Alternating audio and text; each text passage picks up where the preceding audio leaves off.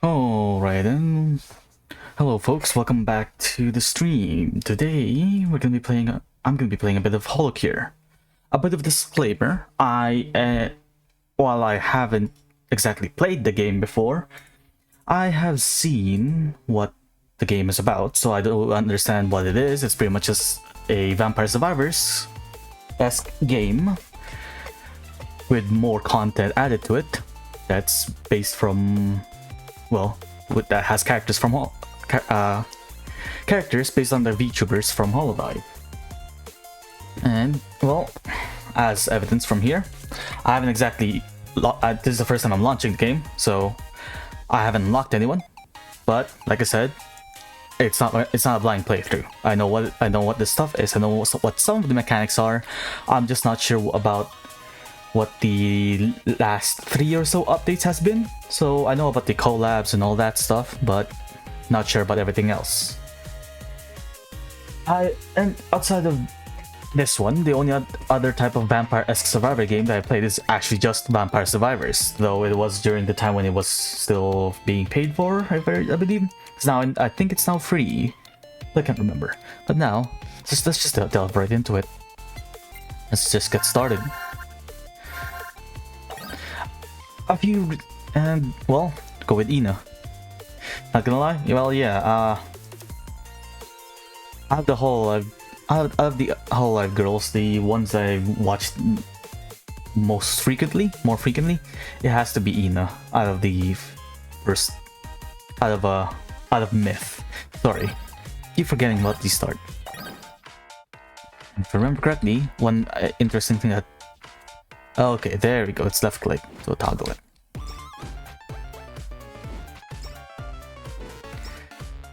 Still, I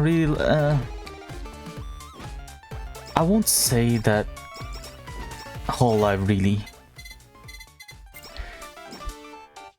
inspired me to try and becoming start streaming. I won't say I'm a VTuber. As evidence, I am a bit of a PNG tuber, and while differing opinions gather that whether or not a PNG tuber is a VTuber or not, well, it is up to debate. Some may consider it they are, but in my opinion, I don't want to call myself a VTuber. There's just very little things moving about my model that I would consider myself to be on par with VTubers. So I'm sticking with PNG tuber. Well, I did mention it prior during, I can't remember if it was during my Fallout 1 or 2 streams or under a rail. Someone came in the chat and mentioned about other slime VTubers, and I didn't want to call myself a VTuber just yet during that time, and I still don't want to call myself a VTuber now. I'm still a PNG tuber. Not until, well, I get something better. I haven't seen much in terms of update, in terms of what the changes are in the recent updates, and like I said, the previous 2 updates besides this one, I'm also not aware of. As such, I don't know if any. I'm not sure of any of the other mechanics that has been added since then. All I remember is that there was a teaser about the casino when the house update came out, and the casino is now live in terms of like it being in the current build. So I'm not sure about you folks, and I'm pretty sure I'm just my confidence is just being bolstered by the fact that it's from a Fallout game, and a good indicator of winning the blackjack or the casinos in Fallout New Vegas is due to the fact that it's due to the luck skill. But I would like to think that I'm somewhat confident in my blackjack skills, and as such, I'm hoping. I haven't seen much, but I'm hoping there might be a blackjack. There might be I can play some blackjack in the casino level, or is it even a level, or is it like a pseudo level similar to the house, the Holo House?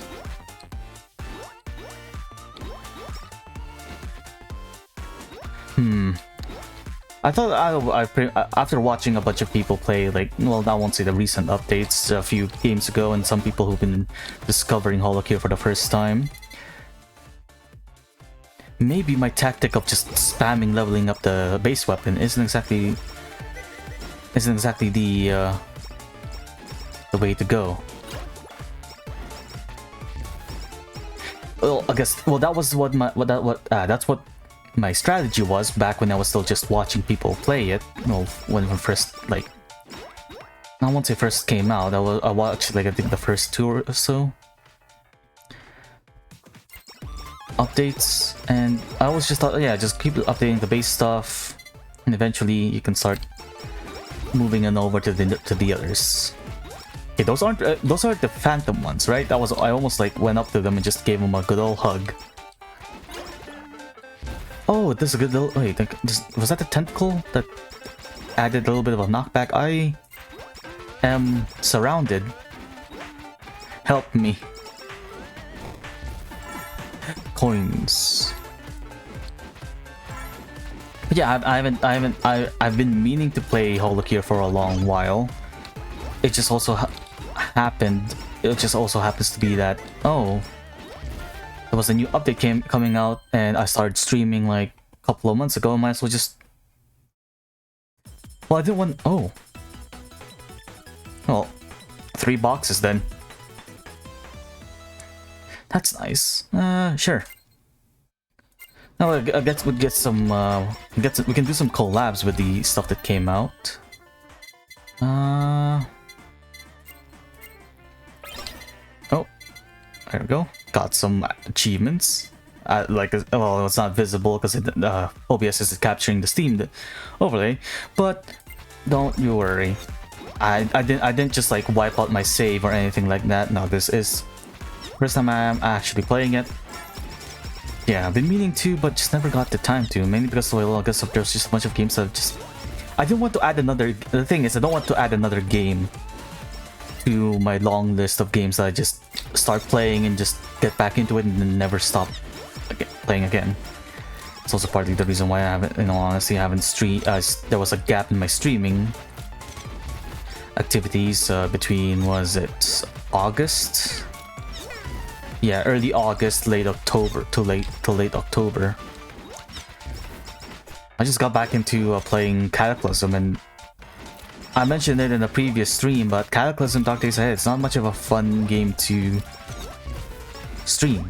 It's rather slow, and most of the things that's happening is a bit difficult to understand unless you're like also watching the stream on the computer.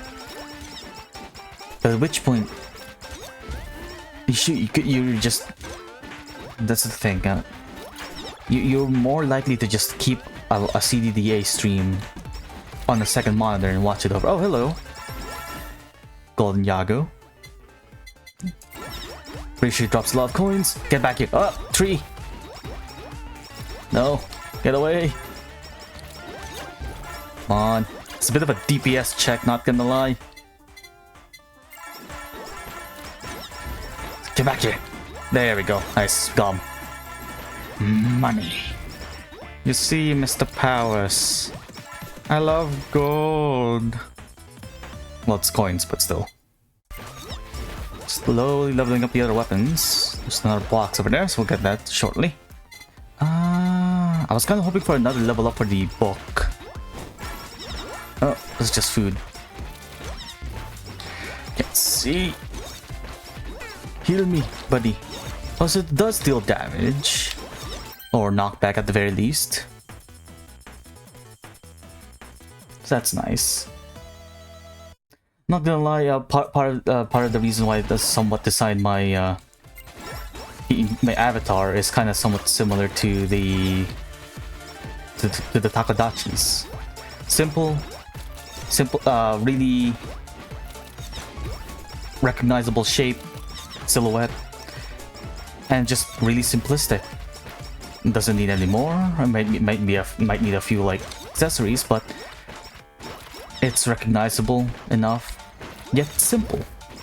And well, but that's also yeah, part of the reason why I decided to go for this like slime avatar, but not so much, not so obviously a slime, but distinct enough in the way that my slime body is less of a sphere or a blob, and more hexagonal, prism-like, or more, yeah. And in actuality, I haven't exactly. I don't think I remember mentioning why I went for a hexagonal slime avatar. Oh, those aren't friendly. These are. Oh, that can drop the thing. But it's. I don't think I mentioned ever why I decided to go for a hexagonal slime compared to like just like a blob or like a circle or a spherical one. But it's based out of a character I made back when I was in a D&D 5th edition server, Discord server, and where we hosted a bunch of like one-shots and we just go and if you're available, we could just like ask to join. And there was a one-shot that one of the DMs decided to make, and it's a plasmoid, which is the 50 D&D 5e version of a sentient slime player character. There are oozes, but they don't usually have enough intelligence to be considered a player character. Most of the time, well, they don't even have the base stats, but the base intelligence stats, so not exactly considerable as a player character. Well, I'm pretty sure it's only in 5th edition where they remove the downsides of player races having a negative to their starting abilities. Pretty sure it was there during 4th edition. I know it's there in 3.5, or so I heard. Yeah, we had a plasmoid or slime based one shot, and I decided to go for a Clockwork Sorcerer. For those who are not aware of D&D 5th edition, Clockwork, or well, sorcerers get their power from, well, weird sources, shall we say.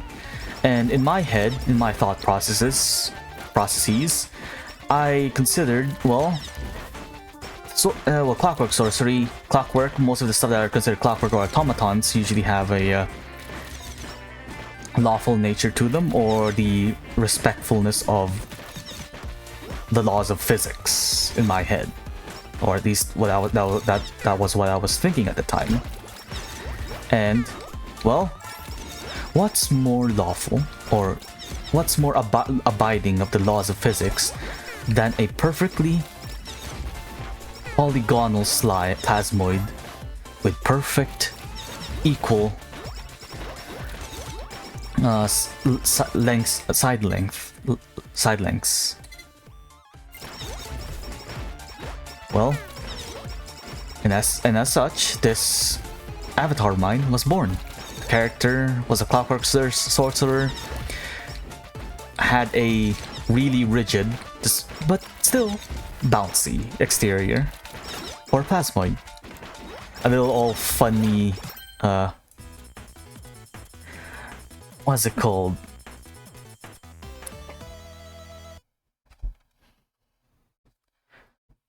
Debuff or limitation I decided to place myself in that one shot was that I can't, well, it usually varies from Dungeon Master to Dungeon Master, but I decided to give myself a limitation. Well, sorry, I've been bouncing around my thoughts in my yeah,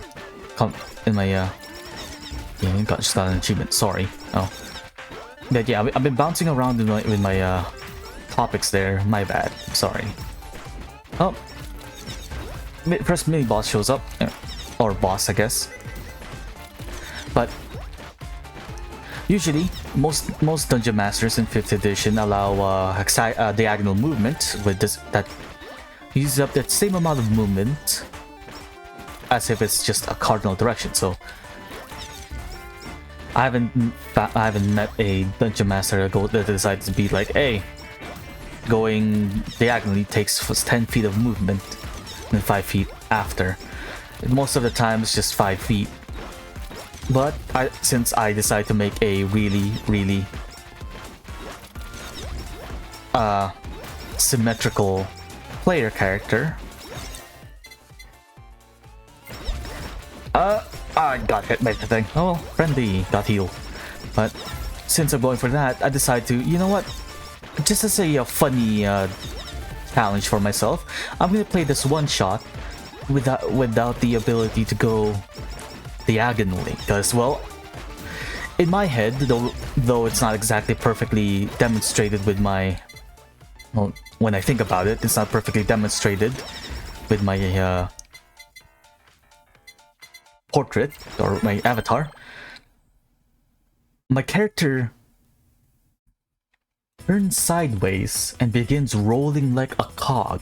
You see, it doesn't like inch forward like like a slime, or like how Rimuru does back in the first season of that time I got reincarnated as a slime. No, I decided to in my head, I'm playing my slime. The way my slime moves, he moves like a crab, but instead of just like crawling along on sideways, he rolls sideways, and it's because of that image in my head that I decided, you know what? Yeah, I'll do that challenge, and then it ended up. And it led to this really funny situation in the one shot where we had to run away from, I think it was flowing water, or risk getting dissolved into a soup. We had to run away from like a room that's getting flooded, and everyone in my party at the time was all fine. They already made it to the other side, you know, taking their full movement of 30 feet per turn and doing an action to sprint to double their movement. All fun and games. And here I was, severely all the way in the back, because not only do we have to escape this flooding water as plasmoids, it was a pseudo maze at the same time. So there's a bunch of corners, and because of the self-imposed limit challenge that is a game myself, I'm stuck lagging behind because of the fact that, well, I can't move diagonally. And it's because of that situation I found myself almost losing my character because I can't go that way. It's just this really funny situation that ended up because, you know what, it's really funny in my head and I'm gonna act out on it. Oh, I thought there was a collab between the plug type and something else. Maybe it's a different item that I haven't unlocked yet then.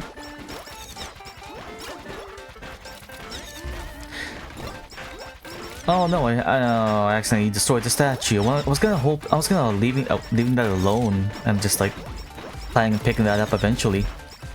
Yeah, the plan for this stream is just I want to try and get as far as possible, and I'm not sure if there's like a requirement maybe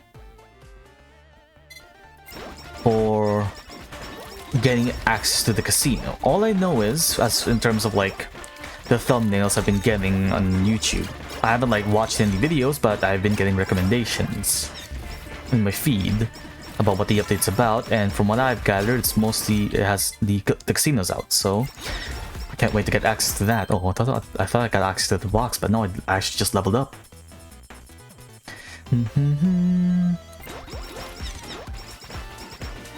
But yeah, from what I've seen, the casino's out, and I want to get access to it. I want to see if my confidence in all the times I played Fallout New Vegas and all the times I've always won a lot of money using playing blackjack is easily translated to other games, and it wasn't just heavily reliant on my character who had at the time close to max luck. But then again, I don't usually do luck characters in New Vegas. But then again, similar to how I played the Dark Souls games and Elden Ring or any other RPG, I always I always have a different playthrough that involves a different challenge or different, like, loadout, shall we say. Too much things happening on my screen. Oh, friend.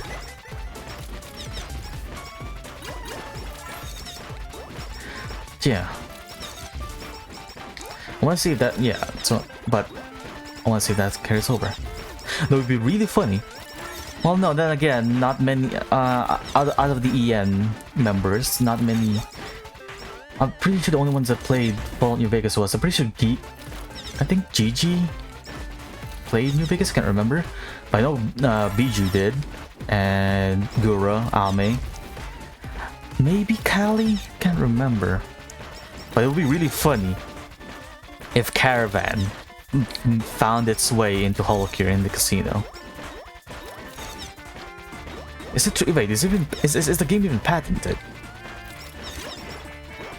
By would it be Obsidian or Bethesda that would have the patent, that would be able to patent Caravan?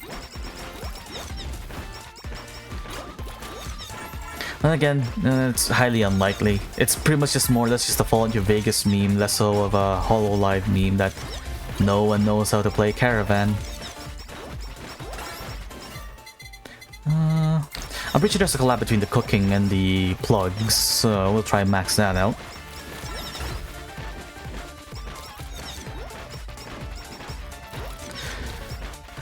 Speaking of Fallout, yeah, I really did put a pause into my Fallout-a-thon, or well, pretty much the main reason why I started streaming in the first place was to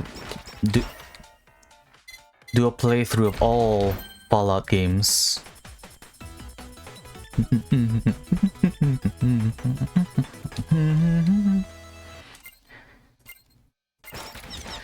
But yeah, this really did like put a pause into that when I started playing. Oh no, help me, friend! When I started playing Fallout Tactics. In my head, I've always had a mediocre time. I won't say it's a horrible time playing Fallout Tactics. Well, seeing that I completed the game twice. So I thought like, oh, I'll be fine with like streaming Fallout Tactics again, but I guess I just forgot how much of how tedious the beginning part of the game is. Well, it's mostly just the real-time combat versus turn-based method during the time when the game was made during a time where methods and technologies haven't caught up to being able to do sufficient or seamless, I guess is the right term, seamless real-time combat. It was pretty much evidenced by the well, I can think of two major franchises or games series that decided to do that started out with a turn-based mode and then soon moved into a real-time strategy. I have two. Well, I can think of two, and I have two nickels for it. Wait, where's the thing? Oh, it's over there. Well, there's. Oh, yeah, there's Fallout with its introductory game being Fallout Tactics, and then just like skip the real-time strategy and decide to go full on first person. And then there's XCOM. XCOM had like it was turn-based, really grueling. Then decided to add a sprinkling like a real-time strategy mode with the introduction of a XCOM Apocalypse, I believe. I can't remember the name in actuality. It's been a while. Doing somewhat decent so far, though I feel like I am lacking a bit of damage. Cutting it a bit close. I thought there was a collab between the bug and the tail, so I'm just hoping there is a collab between the glow stick and either the spider or the plug. Huh? Oh, there. The box is there. I'm not gonna be able to get to it. Unless I decide to just like start carving through them. But there is a converted taco there. What just happened?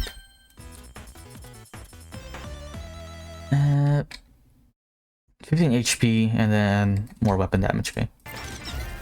Oh. Well, now a moment of truth. Whether or not there is a collab. The only one I can think of is probably is the lava bucket, but I don't think I'll have enough levels to max it out. Maybe I'll get lucky and get the blacksmith, but who knows? Sorry about the really short Star Sector stream yesterday. It's just like I just got really frustrated with the pretty much just like my lack of skill and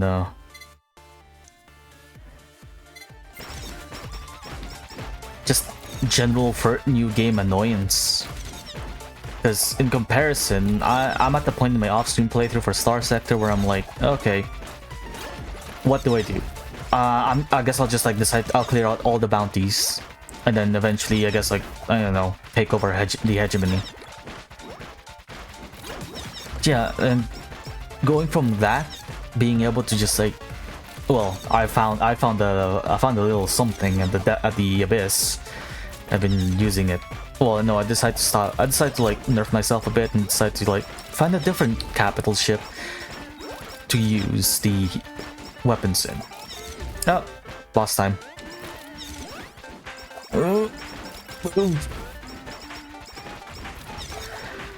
Yeah, contrasting that, where I can just like, where I have fully modified S-modded ships, capable of, like I have frigates capable of going up against onslaughts. I think it's an onslaught. Or, no, it's a dominator. Never mind. The onslaught's the type of ship. No, that's ridiculous. No, but I had frigates capable of taking out dominators. Well, that's usually what I use to test out my builds. And this is with the AI. I know, like, oh, sometimes some ships are better in the player's hands than the AI. But no, I usually let the AI handle it if I'm not piloting that specific ship. And so far, they're completely fine dealing with dominators. Then contrast that to starting all over again with little to no good officers, little to no weapons, and it's just getting really unlucky with things that was supposed to help me get started on the playthrough. Like last stream, with the Knights of Blood. Really on in the beginning of the stream, I decided to take on a bounty, and guess what? Hey, the Ninth Battle Group decided to just like set up shop over here, just giving me the generally the middle finger, and it's like, hey, guess what? Fuck you. And I had to restart, pretty much. Which was, though annoying, I still decided to trudge on through. Then there's the issue with going over it again, and I lost my save because, well, I thought I could continue further. And we restarted, siding with Syndrio, new content. Then, well, sorry buddy, the MRC is raiding you, and you've now ran into one of the attack fleets, and guess what? You're screwed, type of deal. Like, great, thanks game. And just generally stop me from playing it. But then again, I guess the main reason is because, yeah, I've been playing a lot of Star Sector off stream, and and at that point I'm just like getting bored. I'm still riding off the high of like, oh, I'm now max level, so decide, you know what, yeah, maybe restarting will just help me from getting bored from the max level playthrough.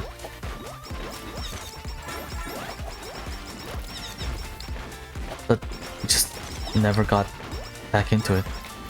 But then again, I decided to get a mod that adds like a pseudo, it's the unofficial New Game Plus mod. I haven't tried it yet, and I don't think I'm going to be using it for a stream, as fun as it sounds. But in my head, it might be a bit too much, too overpowered. Okay, my health's getting, okay, never mind, we're back up to normal. Guess someone got converted and then decided to get a bit too close. Oh. Didn't get to level up. I didn't get to max level the lava bucket up, but hopefully, please. Okay, now I just need the golden mantle. There we go. 2 collapse. There we go.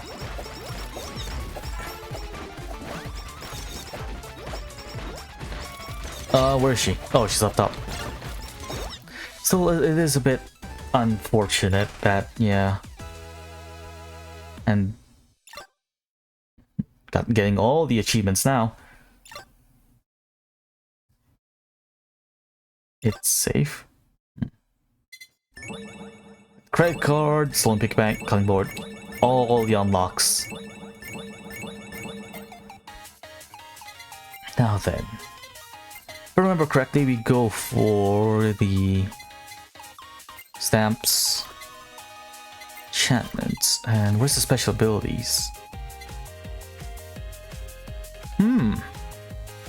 Interesting. Allows weapons and items to be disabled. Oh! Huh. That's new, if I remember correctly. But there usually wasn't something like that before.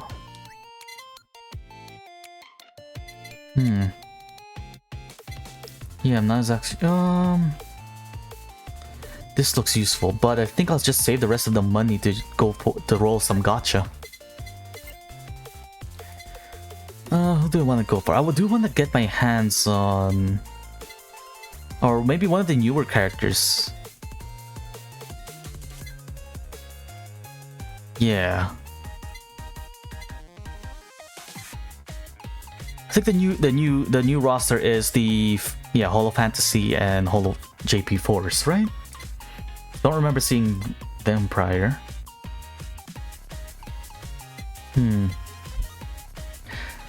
Though, outside of Ina, the other Holo member that I've watched, one of the few first outside of Ina, the other Holo member that I've like watched most streams of whenever I was able to catch them was unfortunately Sana. So I'll test my luck and see if I can get Sana. Used to catch most of her streams when she was still streaming, and of course luck's on my side today. Decided to give me 3 copies of Crony, because it's a sign for me to try out the Clock Lady. Yeah, we also have the house. We got Bay though. 3 copies of Crony immediately. Thanks, game. Really appreciate it. Appreciate it. Last I heard, unless it's been changed recently, Crony's mostly a glass cannon type of build. So we'll see. We'll check her out. We'll try her out. The Hull House. You know what? I'm gonna roam around a bit.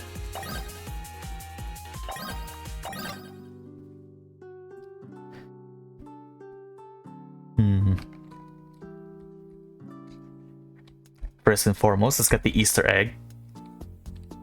The 3 tacos. Yeah,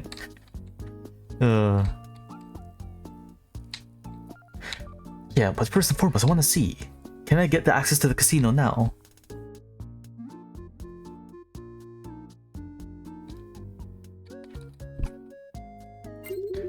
Hollow House. Sekia's Forge to the south, the casinos to the west, Cute Girl ahead to the east.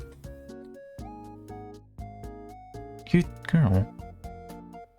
I'm trying to track my head around the memes that involve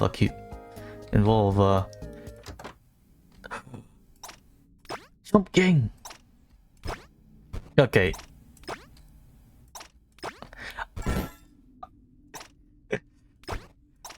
Okay, I'll be honest, I haven't played Jump King. Not much of as much as I enjoy playing Dark Souls. I'm not mad enough, crazy enough to play Jump King.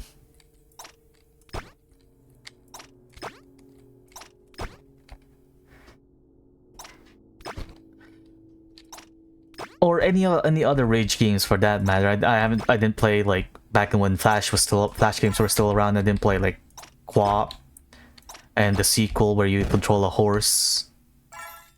And it's a co-op game instead. I haven't played that, and I haven't played Jump King. I haven't played Bennett Foddy.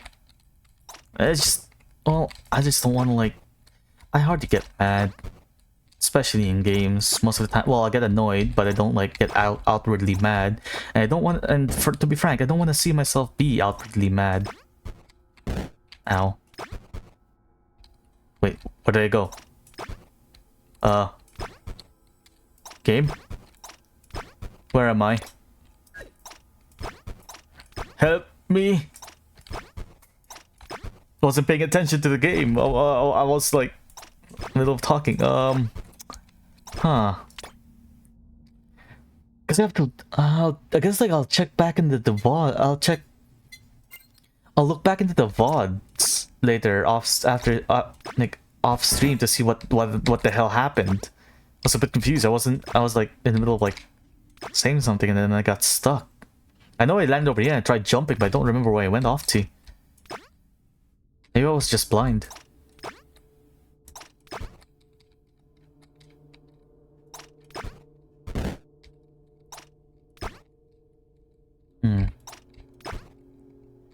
But yeah, I haven't played any of the Rage games because, well, yeah, I don't want to see myself get mad. Honestly, I haven't gotten mad. Well, I haven't been. I'll try not to get like mad most of the time or angry. Back in high school, I was mostly the guy that's like,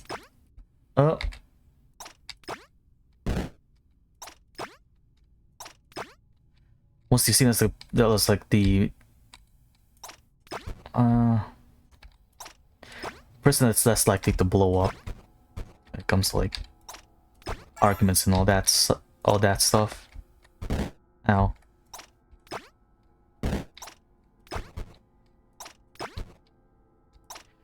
Yeah, I just don't want to. I haven't gotten mad before, and I don't want to see myself in that situation. Just don't know how I'll react. Thing.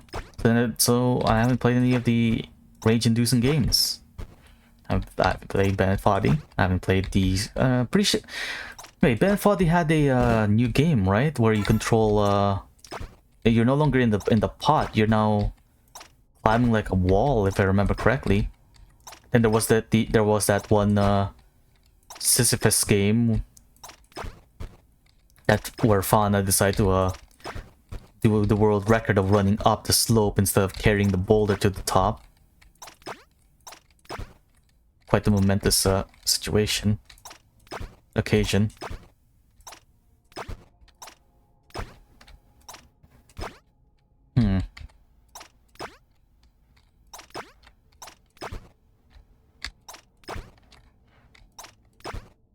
Yeah, not familiar with Jump King mechanics, which I'm assuming this is based off the movement, so I don't know what the controls are.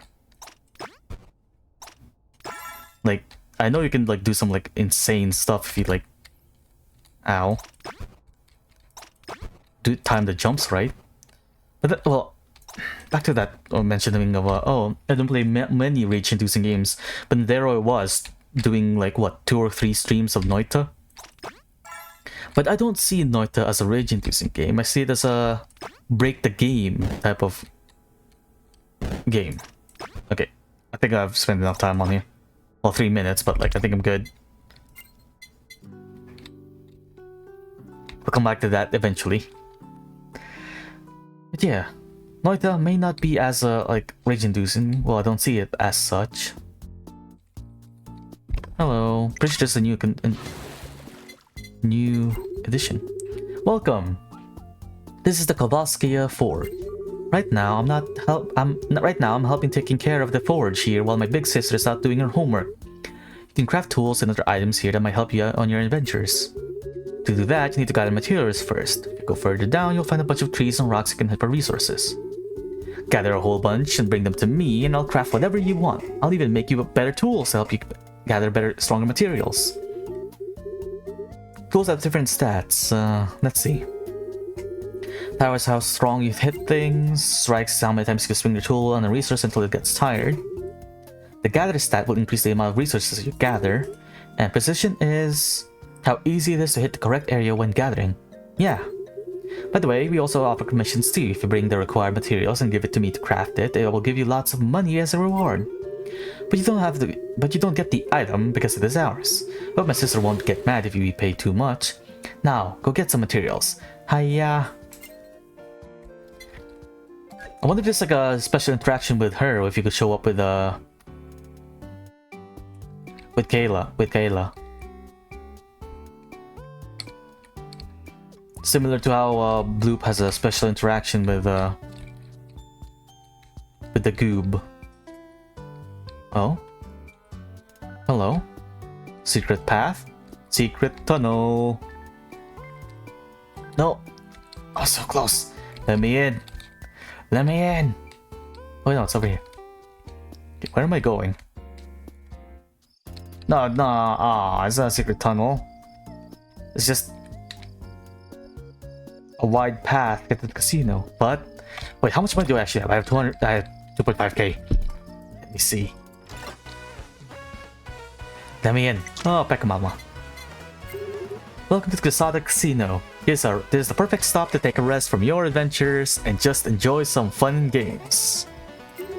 We offer a variety of mini games here just for you to win. First, you'll want some Osada Casino chips. That's our main currency here. You already have 100 starting chips, but if you need more, you can buy up to 1,000 chips for me. To get even more, you'll have to win at any of our casino games. With enough chips, you can exchange it for a bunch of different prizes. Be sure to take a look at our prices to see if there's anything you'd like.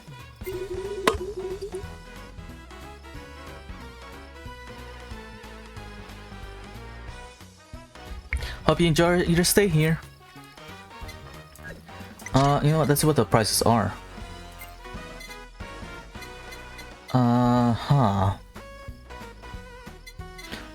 Yeah, cosmetic stuff. Is there a turtle called a dog? No. Oh. Alright. Well, let's see. That looks like blackjack to me. Jack. Let's start off mediocre. Yeah. So they have a 12. 13. Hit me. 20. Hey.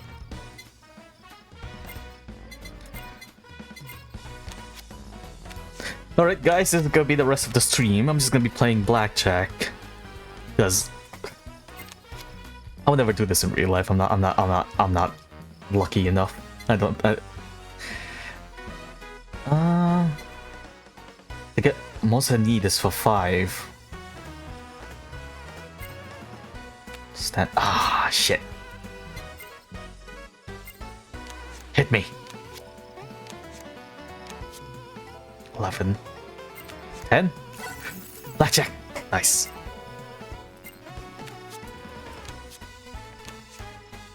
Hmm, 17. 12. Ooh. A 4. I just need a 1 to a 4. 1 to 4 is the one I need. I don't think I'm lucky enough. We stand.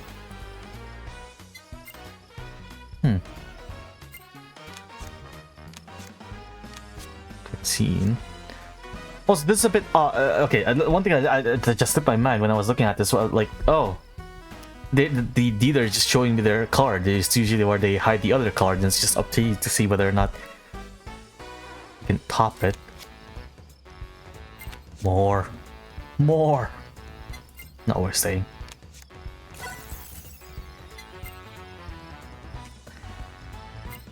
We'll stay with the same bet. 1 to a 6. Stand. I think the dealer has to draw, if I remember the rules of blackjack correctly, which I'm not exactly sure because the only experiences with it is through Fallout New Vegas and now this game. The dealer has to keep drawing until they get what is it? 16?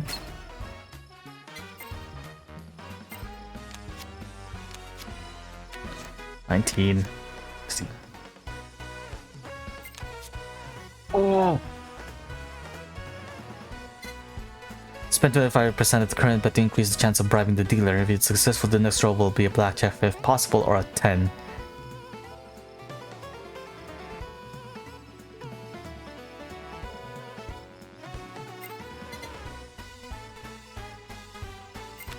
No! Come on.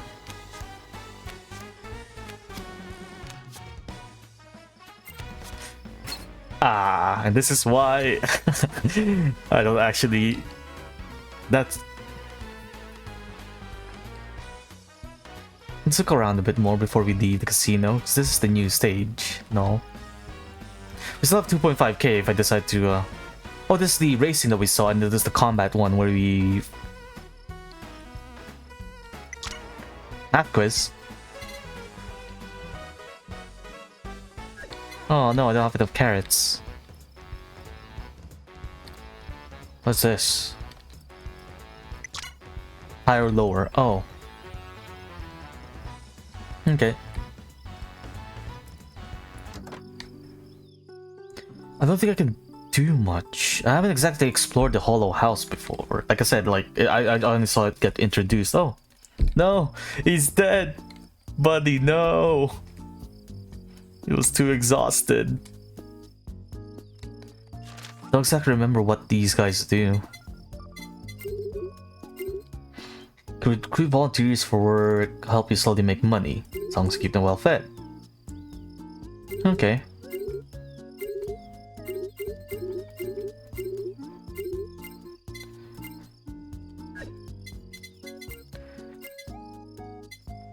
Sure. Huh.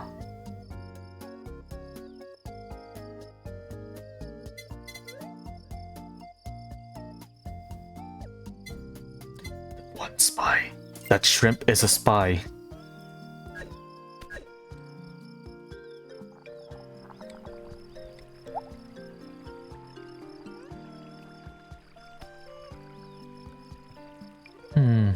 Really peaceful. Oh.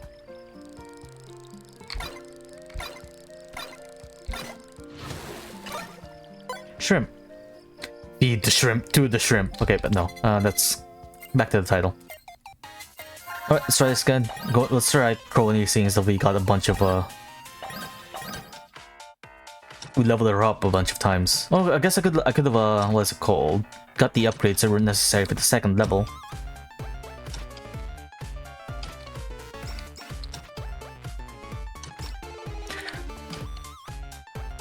It's just there's something about the ticking of the claw hands. Just it's a bit.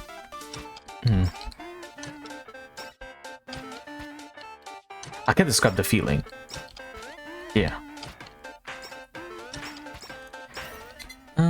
If HP is full, all that stuff. Increase speed and haste. Clock and sense critical hit. More speed. More.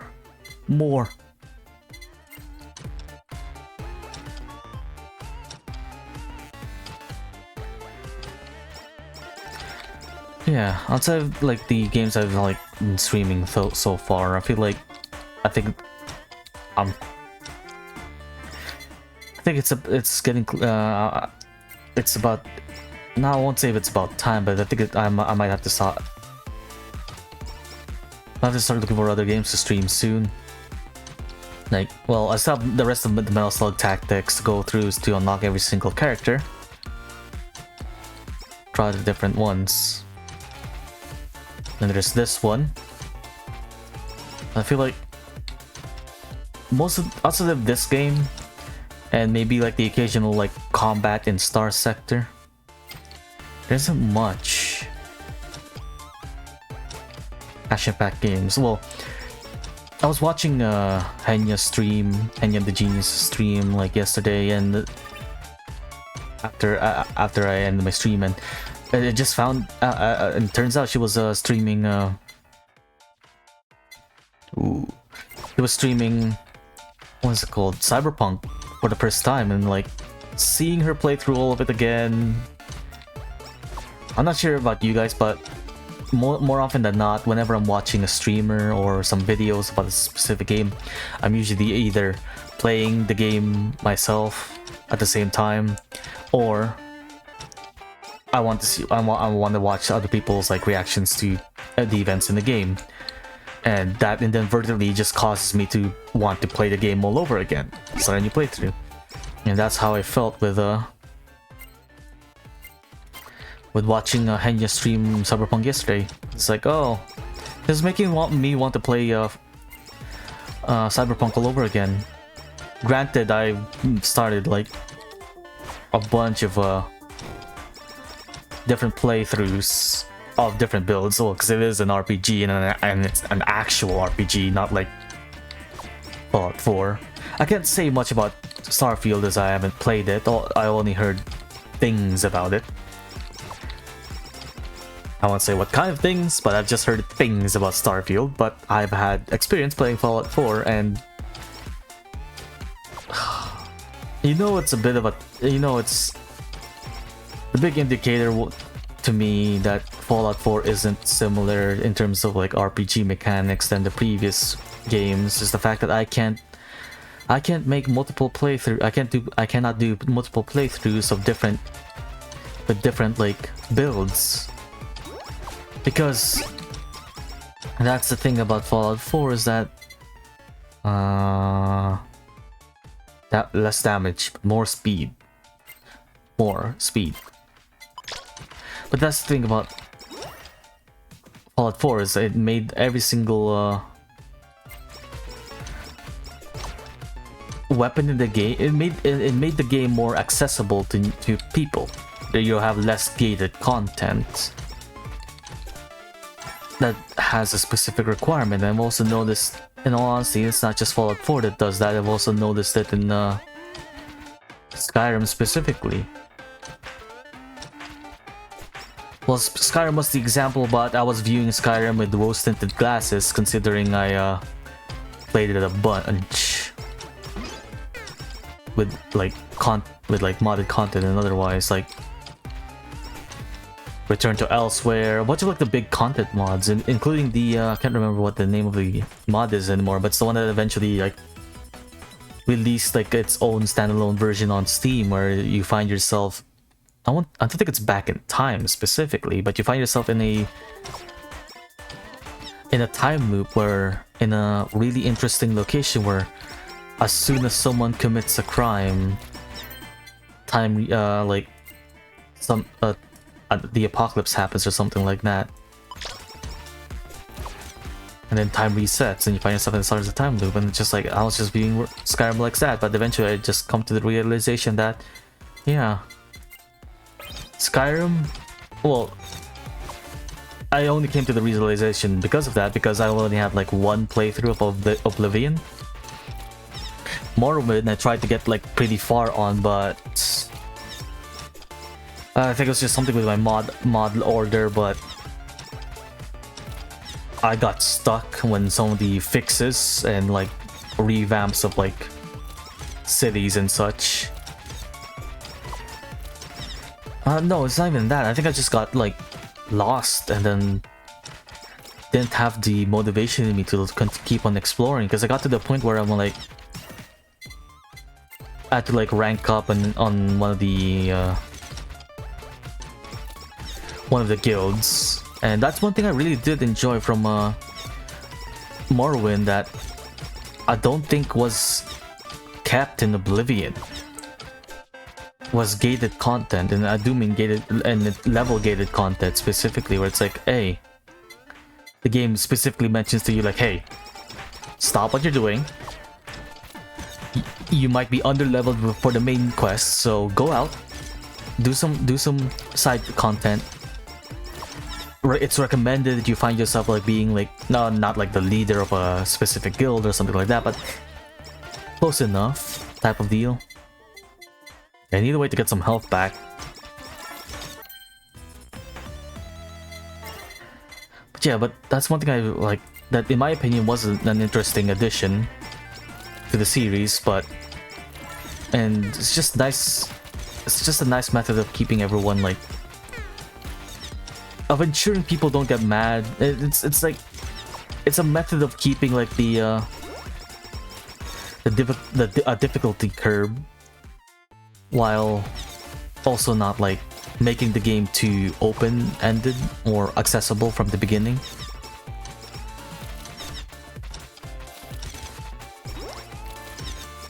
There we go, got the buff back.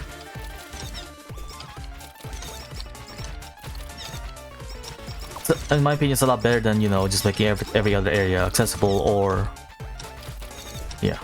In terms of like methods of like making sure like the difficulty remains like normal, in terms of like RPGs, there's the Fallout New Vegas method that I really like, where it's like, hey, put a bunch of like high-level enemies on there and then just tell people to come back later. But then again, there are people who might not consider that as a sign to be like, hey, I'll come back to this.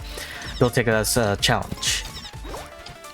Similar to how I, back when I first played Dark Souls 1, thought like, oh, I just finished the tutorial area, and then and decide to go to the left and get into the graveyard. And I just kept on dying to these skeletons, and I just thought to myself, hey, Dark Souls was supposed to be a difficult game, after all I've heard about it, so this must be the right way to go. Yeah, the area is a bit difficult to get through, but I'll be fine. At least that's what I thought. That's what my thought process was back in the day. Then just like, it turns out, yeah, no, you're not supposed to go here yet. You have to go to a different area.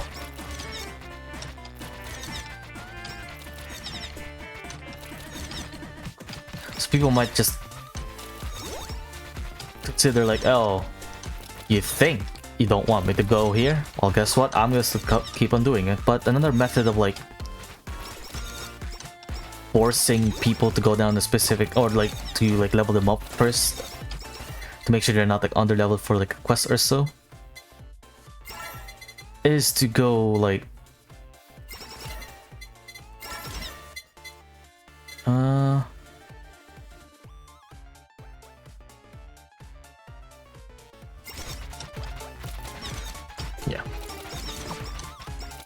yeah, it's to do the Morrowind method of like, hey, guess what? Do some stuff. It's recommended that you get this rank from each of the guilds and then come back later. But at the same time, it also discourages people who don't get much of a sense of direction, because I ended my Morrowind playthrough after like I got pretty decently high in the Mage's quest and the Mage Guild quest line. I found myself in getting awfully close to the volcano despite not needing to be there just yet. I was just exploring, going around, see where all the other cities was, and I found myself in one of the cities that's close to the volcano. I can't exactly remember what the name of the city was, but all I remember is that it's a gated city. And there's a bunch of stars. There's a bunch of stuff around it. There's a Silt Strider like point, but other than that, I just couldn't find it in me to like look around, talk to people, find the quests and all that stuff. And I ended my playthrough when I finally made a spell that was pretty good enough. Remember correctly, it was a monk mage build, which that's a thing that I have all like because I've read a bunch of manga, but less so watching. Well, no, there was a time during the pandemic where I read a bunch of manga, and most of the stuff I read in terms of like fantasy, 3 stickers, more damage. Ooh, we'll swap you and strengthen it.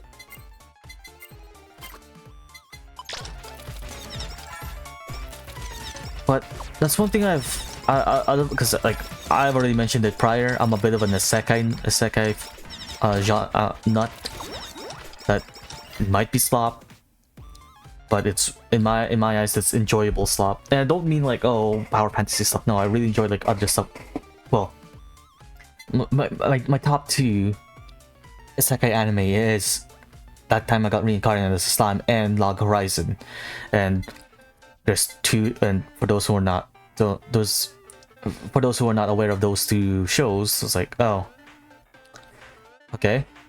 But for those who actually know what both of the shows are about, can make the correlation of there's two major things about that time I got reincarnated as a slime and Log Horizon have in common. It has a lot of talking and less action. Well, there is action sprinkled in. There is a lot of like world building and talking, and Log Horizon more so, less so the most recent season of Slime, which I have a tolerance of it. I've watched through Log Horizon and Slime, but the third season, I will have to agree with most people's sentiment that the third season was had too much meetings. And well, yes, it's meant for world building. It would be nice to have some like, ooh, that's actually pretty good. It would be nice to get some like evidence of said world building, like an anime, like a panel or two, or like a short segment in the episode. Like how I really enjoyed how the back. You got to glimpse a bit of like the hero Mayasuki's like situation before they showed up into Tempest. That was like a nice addition in my eyes. That's a good way to like show, don't tell, but there was a lot of telling and not showing in the third season for my liking. But back to the point that of the character build, I decided to go for Morrowind, which, oh god, I got severely off track there. But when I was reading a bunch of manga, there was like one thing that I've found in terms of like fantasy or isekai series that they don't include much outside of like the most recent one I can think of is that actually like had the same concept as what I did. Oh, okay, those are goggles. I thought it was something more something different, but no. More, I guess more auto heal actually, more lifesteal. But the thing is like, oh, character is a caster, but they seem to neglect. They might be really good at casting magic, but they all seem to neglect like their physical attributes, which makes sense. It's supposed to be an archetype of like people who just usually study are less likely to focus on themselves. But Blade Singer exists in D&D 5e. War Mage exists. Just because you're supposed to be a spellcaster doesn't mean you have to neglect all the games.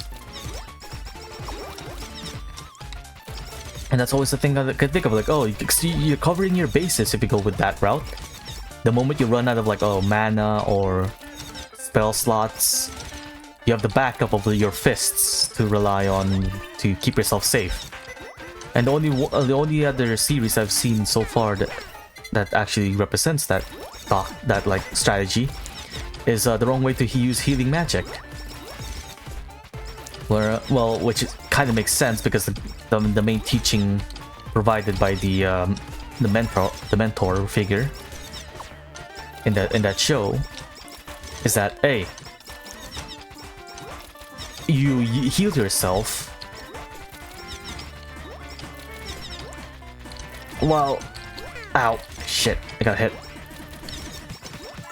You heal yourself while like persevering, pretty much just like regenerating all the speeding up your regeneration to help your muscle growth. And that's the one, and yeah, that's the only series I've seen it like implemented. That's why I really enjoy like characters that are spell swords. because not only can they cast spells, they can also like bite, which also ties into my other favorite like subclass of casters, which I've also mentioned that how I really enjoy like the merging of I really enjoyed the merging of magic and technology. That's like my favorite genre, though that's rarely utilized or used. Which, in all honesty, the only one I can think of that, which is I'm a bit disappointed in myself for dropping, is the Saga of Tanya the Evil. I'm pretty sure that series. Oh, rock hard. Well, not moving. Yeah, no, we need to keep on moving. More lifesteal. Oh no, we can't improve it anymore.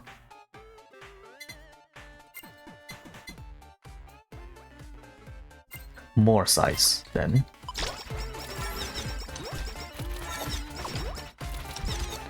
But yeah, I really should pick it up again and start watching more of it. But yeah, the Saga of Tanya the Evil is the only one I can think of that actually has like where there's a merging of magic and technology.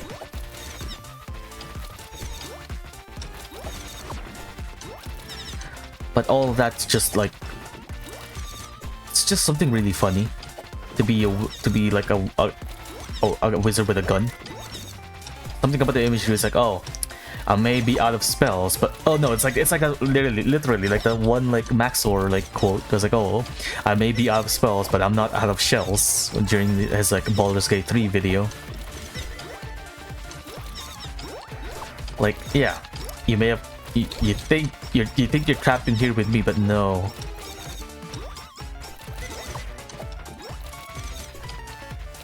No, I had to call it the other way around. Yeah. It just brings up a lot of more like interesting concepts if you're more or less like a spell sword or like a spell like archer. So how you can like enchant your projectiles and all that stuff. This just gives you a lot more opportunity. One thing it was like one concept I had in mind before, and like when I was like thinking of like custom like classes to make in D&D. I had like an interesting idea where you're like a spellcaster, but most of your spells are technically, or I guess it's more like it's a character concept and less of a subclass, because that's pretty much how artificers are. You're not casting spells, but you're using like concepts or like I won't say abilities, but you're like using everyday normal reactions to try and replicate the effects of a spell. Like, oh, instead of like casting fireball and throwing a fireball, you're actually throwing like a grenade and that stuff.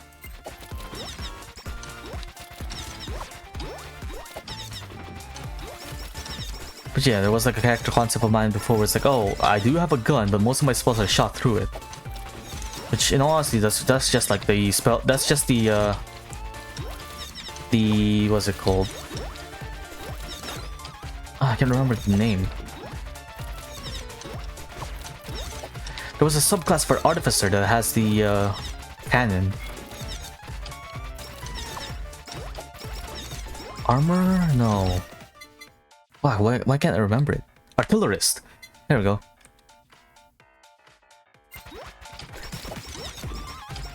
I'm pretty sure one of the abilities for the level ups from the Artillerist is that you can choose a wand, then it just becomes a firearm.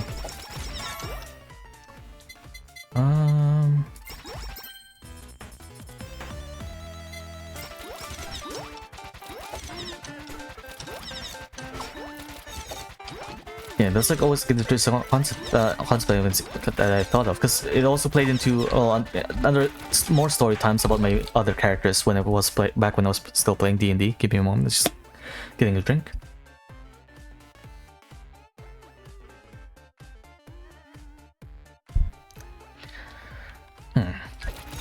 But yeah, more story times of one of my different characters when I was playing D&D, because like I played a lot of D&D during like the pandemic, and I stuck around during like recently. It's mostly just recent where I like started slowing down with all the games. I'm part of like I joined like 2 like what's it called, West March style games, where for those who are not aware what a West March server is, it's basically it's like pretty much a Discord server that has like a pre-established like setting in it, and DMs make a story around it, and it's just people can join games. They have a single character. You don't. This is different to the one-shot server that I joined before, because the main difference is you have one character, or mostly you have one character, and you just play with that one character, and you level up, start at level 1 or 2 or 3, and you level up and you get further as you play more games. All that jazz. And there's this one character I made prior. They were an arcane archer, which is a bit unfortunate in all honesty, because that server, like, I joined it when it was like, when activity in the game is like dying down, so I didn't get much of a chance to like see what the server was back during its prime, which is really unfortunate, but still it was nice for me to actually to experience the server. But it's one of the few West March servers I found that actually adds guns. There's one I'm really like, well, I won't say active in, but one where I have like keeping an eye on, and I started my journey playing West Marches in. But they didn't have guns because guns aren't invented yet. But there's one in particular that had one that allowed it, and I was going around with the arcane archer, and instead of like and a little difference. Oh, more color. Oh, wrong one. But what was I? Yeah, the server had like the ability to use guns, and actually altered it so the arcane archer subclass from the fighter class also work with the firearms introduced by the game and by the server. And the server, it's not like a ultra advanced like guns. It's more or less just like I guess World War I era as guns, where you at most you can have a pistol or a revolver or like a bolt action rifle.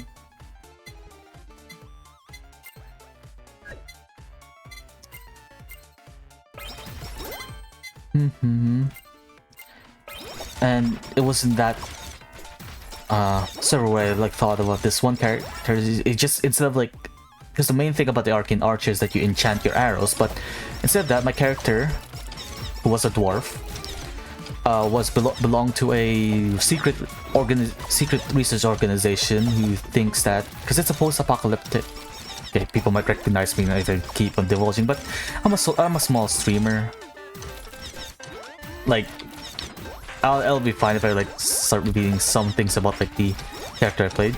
But he was a dwarf that belonged to a secret organization whose mantra is to evolve everyone to adapt into their current environment. Because the lore of the setting is that the apocalypse happened, and oh yeah, more post-apocalyptic like settings, like my favorite. But he worked with a group from he works with already the boss. He works for a group whose main goal is to evolve everyone into being capable of living in the post-apocalyptic hellscape. And because of that, he uses the knowledge of like genetic modification and all that jazz to instead of like my health, wasn't paying attention. Instead of like enchanting his bullets like an arcane archer would, he uses the gene modification like tech to like, he has special bullets made of glass that has the chemical concoctions that is used by the organization to mutate themselves, but instead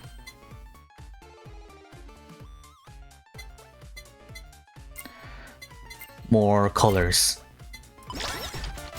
But then, yeah, instead of like a standard mutation, he usually goes for like. Do I seriously not have unlocked a single collab? Oh wait, no, I do. I just have been ignoring the golden anvil. Yeah, everything collabs. I don't know what this thing does. Dragonfire. There we go. Oh, no, I don't have it unlocked yet. I thought I had the ability unlocked.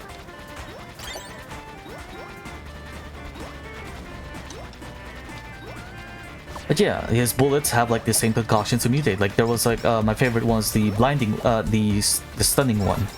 There was this one of the abilities from for that subclass is that on when you hit a target,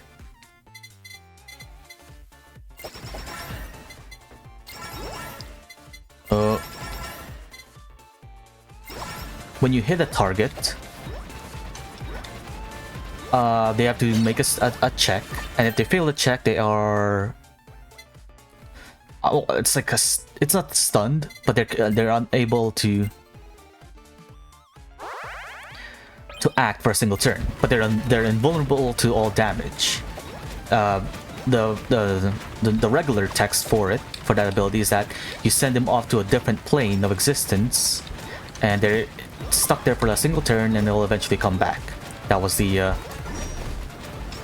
OG like spell description. But for my character, instead of like banishing them off to the Shadow Realm, they're instead forcibly growing a thick cocoon around.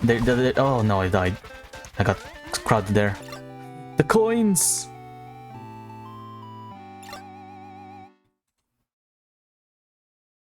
Wait, do we still keep it?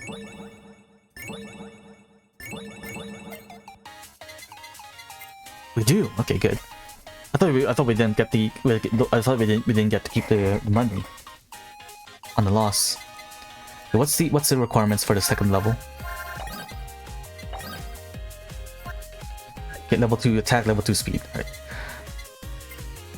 Yeah, instead of like banishing them to a different realm, it's like, oh, you hit the target and then all of a sudden, their skin starts to grow rapidly and thicken and wrap around themselves like a thick cocoon. And while it does restrict movement, they can't be hurt either. Which is a bit of a it's just because of that I decided to like, oh, that's why I really enjoy like going for like the less obvious choice for explaining stuff for characters. Okay, let's try and get Sana again. Please. If it's more cronies. Okay, there we go. We got Sana. Now we got everyone. No. I'm still missing Iris. Soon, TM. But we leveled up Mume a bunch. Okay, still have 2k. I could just spend the rest of the money to like. Nah. Let's go for. You know, let's just go in order then. Although I do really like. One thing I've been seeing a bunch of people try out was Ollie's skill, and I want to see what her gameplay is like. we got a different outfit for her. That still counts as an unlock, right? It does. We also got Anya. Yeah, let's go with Sana. And go to the second stage.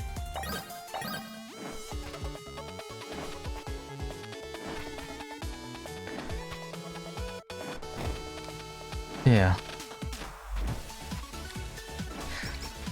There's another character of mine that had an unconventional way of like explaining their abilities which is a bit of a current character right now, which is a Warforged monk. Warforged, for those who are unaware, and again 15 buff to 8 attack speed. For damage for now. For those who are unaware of what of D&D 5e.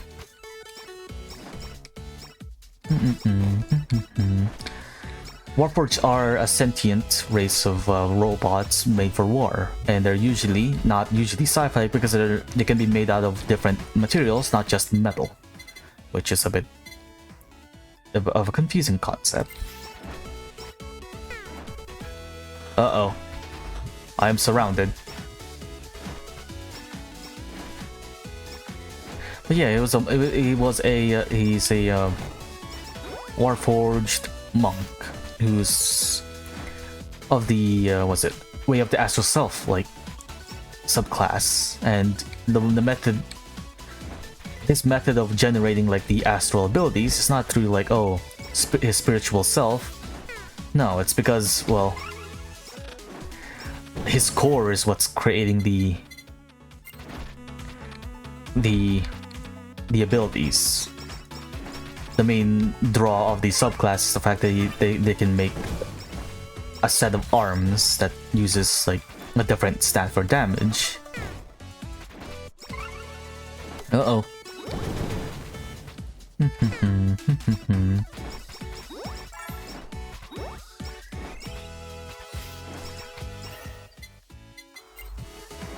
And yeah, and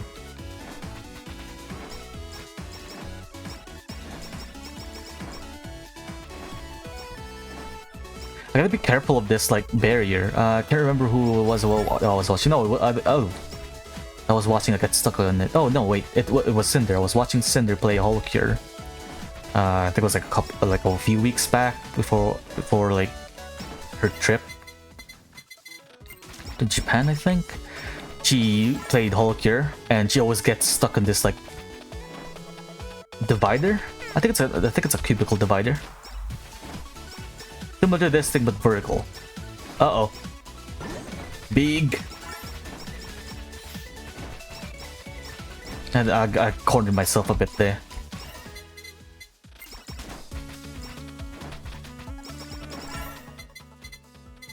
Yeah. I used to watch Sana a lot when really enjoyed her like Pokemon streams. And just that little like lore tidbit of her beating the crap out of Ina when they were younger. And hey, I've heard that.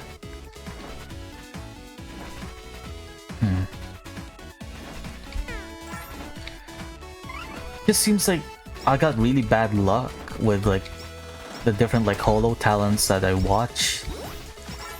That they seem to like graduate soon after.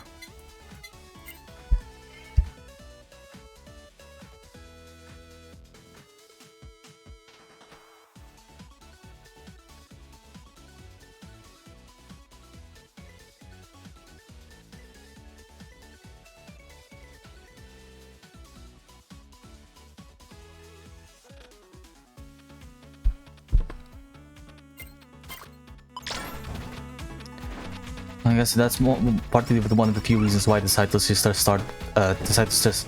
just start watching indies shortly after. But then again, the first indie that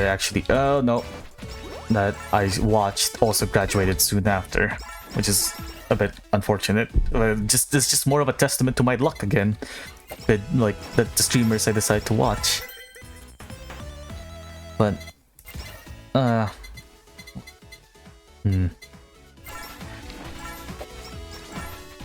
Watch out. Palco. But yeah, it was Sana. I watched her a bunch, then she graduated. The next up, it was Vesper from first generation of Holostars EN. It's just some, well, guys, it's just stories and it's like him also enjoying or playing D&D 5e was what like got me into watching him, and then he also like graduated. Magni was a close second as well, but well, he also left. He also graduated, which was a bit unfortunate. And then there was the first indie VTuber that I watched that also graduated. She was a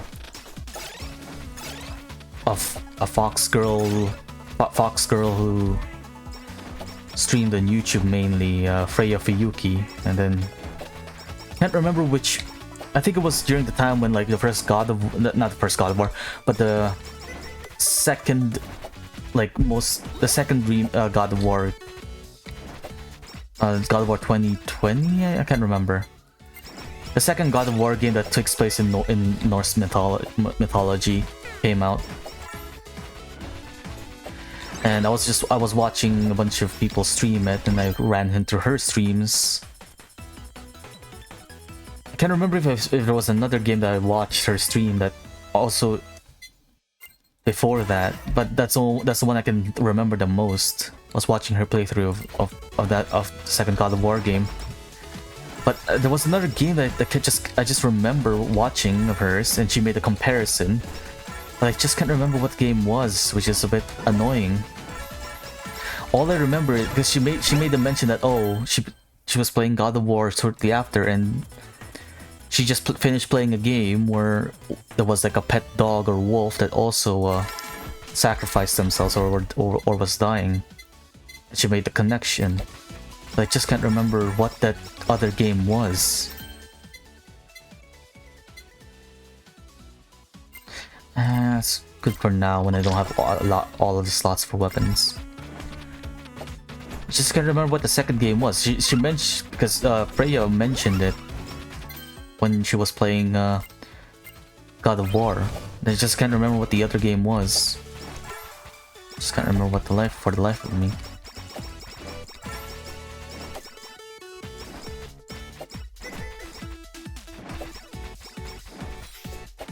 After that, I just started finding other VTubers to watch. And similar to what I mentioned prior earlier the stream, where I more often than not I'm watching people. Most of the streams I watch are from games I already played or currently playing, and I was playing through Cyberpunk 2077, and then during the release of Phantom Liberty, I was watching a bunch of people play it. First it was, well, and then I came across Lie Malicious. And a little funny thing about that, I seem to have a propensity or preference of like British YouTubers in general, not just VTubers. Or British adjacent, I guess. Because like back when I was young, one of the things that like that's just got imprinted, like that influenced me a lot when I was younger was the Yogscast. That I remember watching, like the earlier Minecraft series. I wasn't there when they first released like Surviving the Night, like the first one. That was there to watch them slowly release the Survival Island series, and then eventually the Shadow of Israfel one. And ever since then, I just like got hooked on. It's just the accent, I guess. And after that, it was Remy Down Under. And then I guess like Jax slowly showed up, but like that's like later on.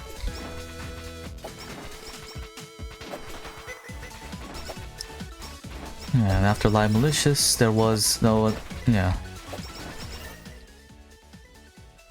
Mostly just stuck around to indies afterwards. Or Western-owned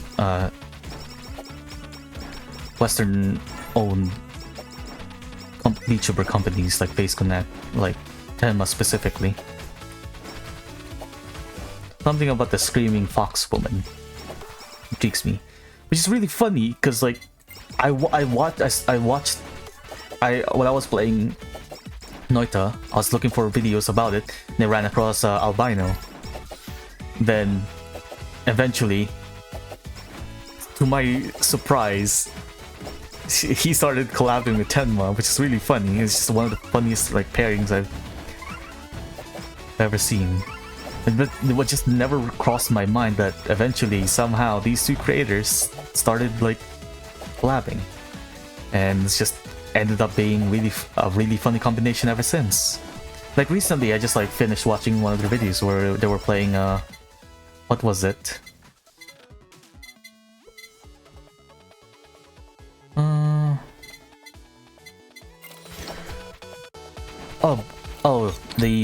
The multiplayer lucky super sake.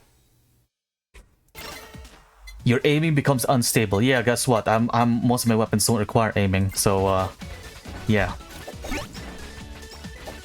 Oh, wait, no, it still affects weapons that don't require aiming? Uh-oh. Give a chance to hit.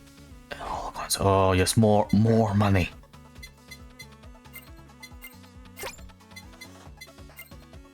Yeah, they had another collab when they were playing the multiplayer version of Buckshot Roulette. It's just really funny. Yeah, the Spelunky playthrough, I don't think they did Noita, but they did like the Rage games.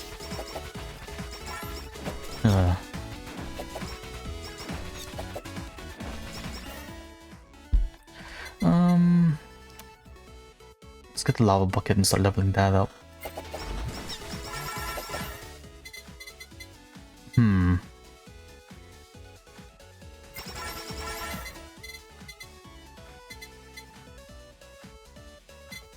More XP. Uh-oh. Oh, no, never mind. I thought it was the boss. Oh, we're getting close though. We have like 30 seconds before the boss shows up. Damn! It's Boros.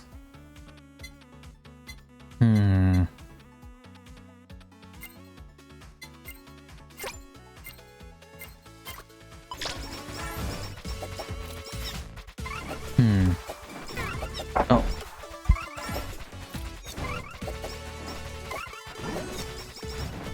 I'm running low on health. Get me out of there. I need healing. Okay, I didn't pick up any skills that help with regen. Uh-oh. I don't think... Okay, there's a burger there. Pretty sure there's a vending machine up. Yep. I can break... Oh no, it's already broken. Uh-oh. Healing? Please. Where's the burger when you need one? Box. Metal boxes.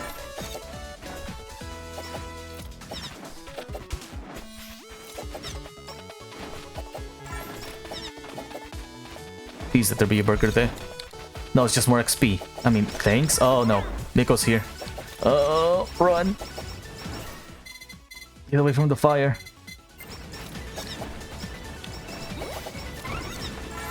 Ah, I'm standing in the lava.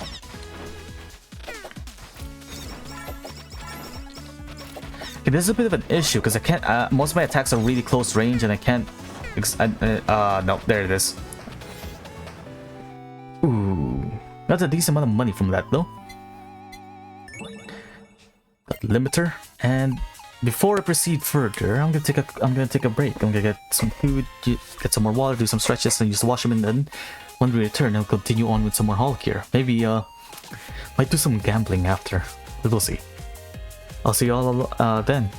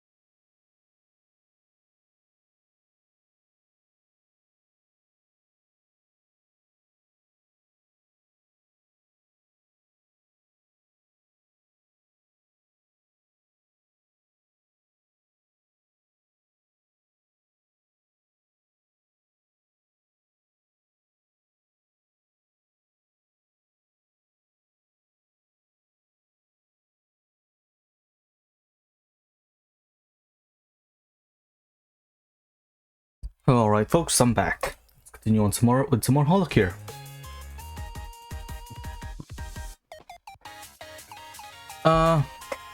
Slight change of plans. Instead of going straight to the casino, no. Straight to casino. Going to the casino. I guess if I can try and roll for Pecora to see if she has like a special interaction with Pekka Mama. Yeah.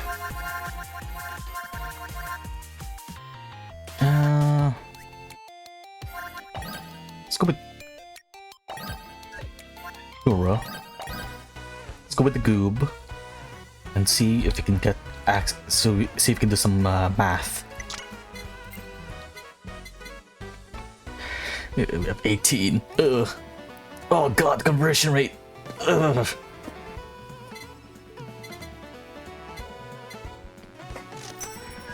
Pain. Oh, there's a pillar there. Ah, my bad. Oh.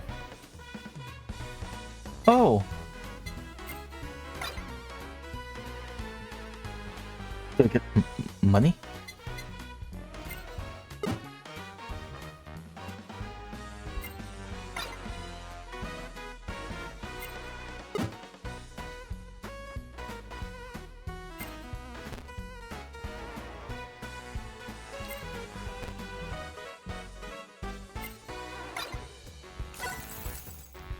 Oh, oh god, there's a lot of money. Oh, you just get some promo.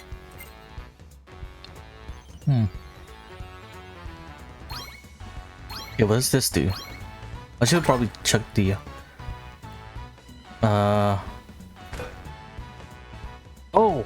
Oh, that's how you do it. Yeah, maybe I should have checked the what's it called? Instructions. Maybe this is how you do it. Over in the back. So but it looks like you can charge it up. Oh no, you can't. Oh, there's just a cooldown. I think you could charge. I thought you could charge it up. I'm guessing there's gonna be a time limit. Some higher difficulties.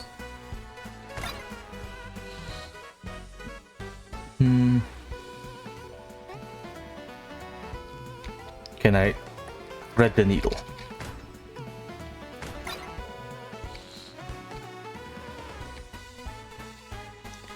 This had to be in a spot where I can't shoot. Nope. That was close, I almost hit the other one.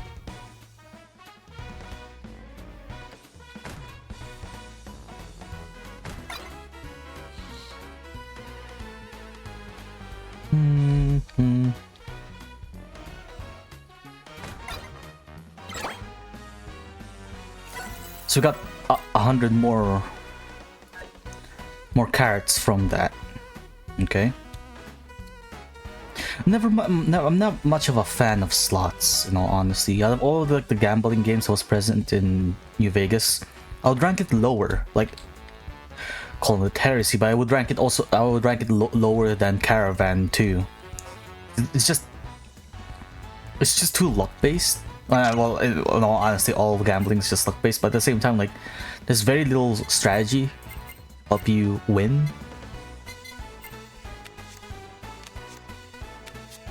While in blackjack, we have a chance to, like, you know, just like try and determine the odds and hope that you can get like you get lucky enough. So I don't know how to count cards in all honesty, but it's still like.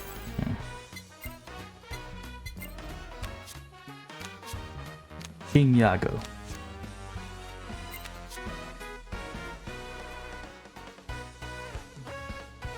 Anything but I can get up to a 7, so anything but below that. Okay, it's good enough.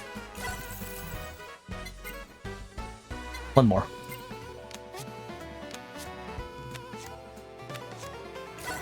Alright, we're good. Okay, what do we get for the chips?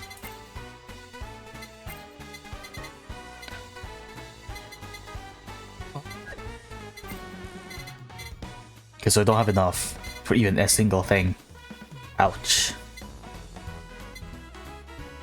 Somewhat tasty drink. This item does absolutely nothing. It is an absolute scam. You will only waste your chips from buying this. Actually, I beg to differ.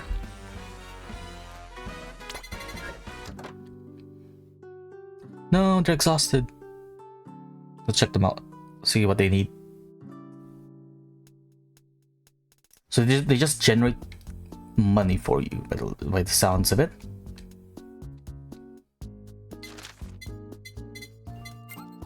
Okay, exhausted, and we need a tomato. Tomato. Cherry tomatoes.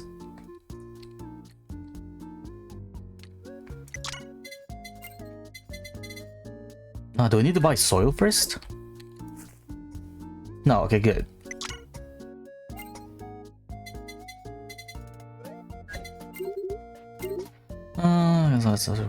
Sure would be happy to help us grow to source also the different plants. Get started by some special farming soils as well as seeds for me. Soil and seed. Okay.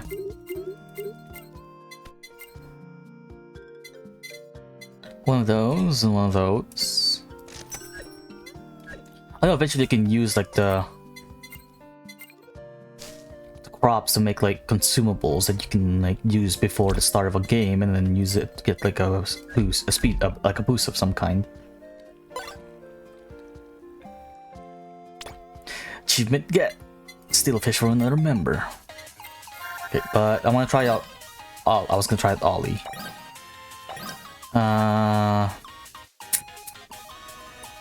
Don't think I'm ready yet for the second stage.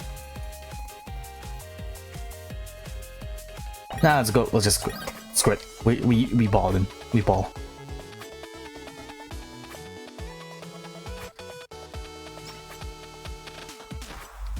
The big reason why I wanted to try Ollie out is because like over one of her abilities where like she gains some charges, and then once she like stands still, it creates an effect, and what the effect was is determinant of like how many charges has been built up. Ow. Which there it is, Zombie Ninjutsu. Now we can see the effect in the bottom left corner there. And if you stand still now, summon good old fireball. Oh, I should have went for the damage instead. Uh-oh. Let me squeeze on past, fellas.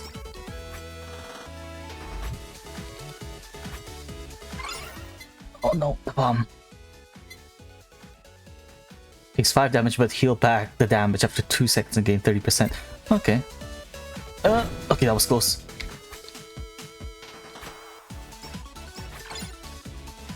Maxed out the charges. Oh, it's just an insta hit on all the. It's a screen wipe pretty much. So I was thinking, I wasn't. Couldn't remember the right term. Let me through.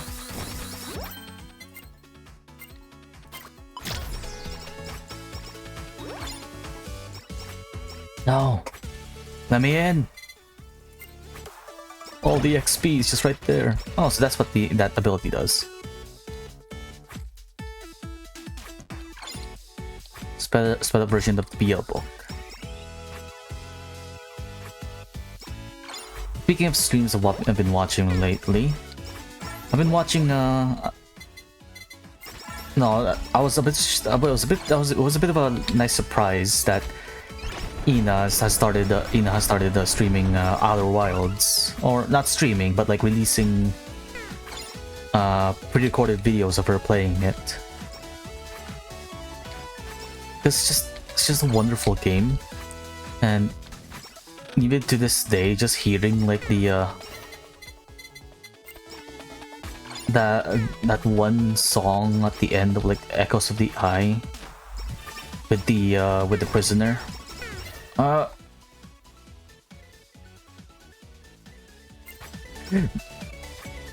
It's just keeps making me tear up whenever I listen to it, even to this day. And it's a bit annoying being someone who watches streamers before like streaming myself, because a bunch of the things that people mention is like, oh, when you're starting out, there's a bunch of games you can play that will help give you has an existing audience that will watch people. But the issue is that the decent majority of the games that was presented, or all games that have the I can only play this once type of feel to it, like Outer Wilds, Undertale, and etc. And I've already seen it. I've already watched people play it. Outer Wilds especially. Like, I can't just like... if there's anything that I'm not a lot of things, but but one thing I'm especially not one is a good actor. So I can't just like stream the Outer Wilds and pretend that, oh, it's my first time playthrough, when I pretty much know what the game is about. I've seen people play it, and yeah, just 20% reduce attack of the targets. Flower. More size. Make it bigger. Yeah, as much as I want to like stream the Outer Wilds, I already know what happens. I can't just like pretend everything, because it's just oh no, that's not good. Well, I can drop it, but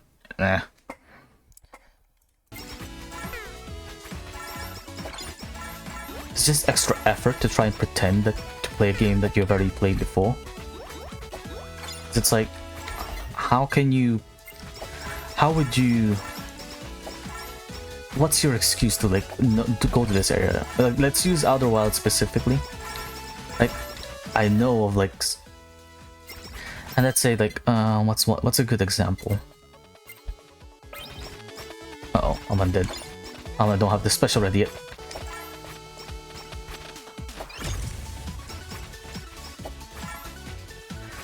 Oh.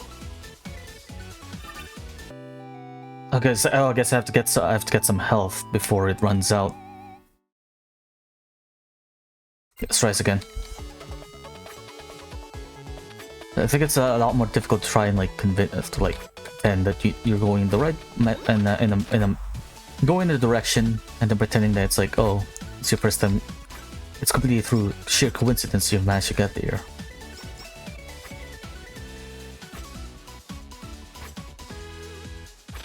Try not to do it.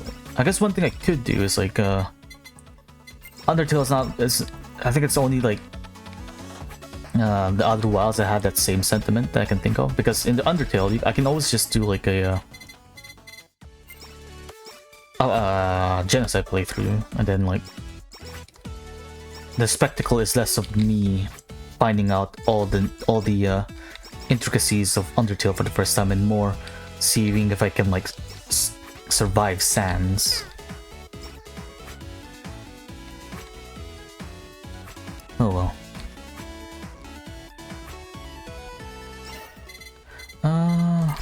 Sunglasses. Need more XP. Tim got it down with this for what? Oh no. Let me squeeze on past, fellas. This is partly the reason why, like, as much as I want to, I was considering like just streaming a new playthrough of Cyberpunk, but like, what's the goal there? Just beating the game, and less. But I don't want how much of a reaction to it, because I already played it multiple times, because that game has multiple builds.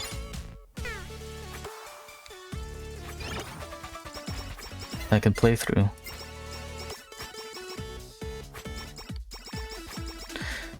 Since we're talking about the game, one of the ones I really enjoyed that people seem to like mention that it's been really nerfed ever since the rework of 1.0 came out, or is it 2.0? Can't remember. 2.0 or 1.0 came out that people mentioned that, oh, it's a bit nerfed, is the hacking, but like I still found the hacking really damn powerful. You just have to be more tactical with the quick hacks you use and like your RAM management. You can't just like spam like a specific thing. You can just start chaining it. One of the things I see people mention that like, oh, one of the end game items, one of the final spoiler alert for the end of Phantom Liberty, one of the items that you can get from, yeah, spoiler alert for the end of Phantom Liberty, but one of the things, you get two options of what you can, for a specific ending, you get two options of what to do with an item that you pick up from the quest line. You can either get an SMG that like uses like black hole technology or something like that to just insta-kill enemies and ruin them. But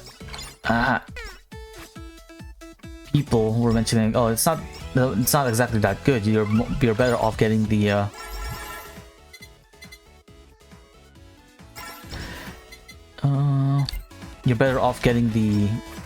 SMG instead of the quick hack, because the quick hack is it's not that great. It uses up a lot of RAM, and while it does like insta-kill most enemies, it's just like it's like not cost effective enough. You're better off getting the SMG even if you're not spec'd into it. But at the same time, like the quick hack itself is still pretty powerful. People just seem to ignore the let's upgrade the glasses. People just seem to ignore the small like fine print that the cost of the quick hack, because like most of the complaints I've seen online of the quick hack in Cyberpunk is that, oh, it costs way too much RAM. But the thing is, you're not supposed to it's not like a click once kill all type of ability. You have to like chain it. One of the things that is like mentioned in the ability itself is that it costs less RAM if it's like the last the more quick hacks you queue up before it.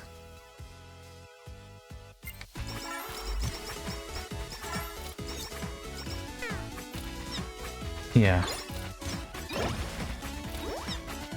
I found really good use with it. The thing is, because like people were comparing it to like legendary versions of like the damaging ones, or even like less.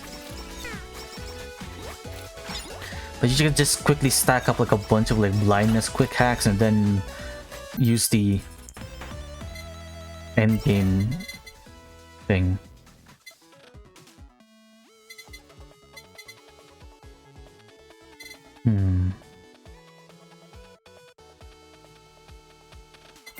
We need more weapons.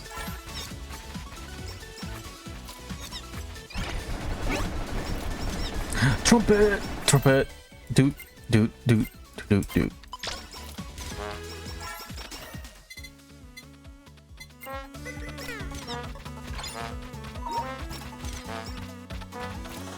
The sake is not going to be a good like combo for this weapon, isn't it? Or this build. Seeing that all it takes damage before healing more health, getting health back after.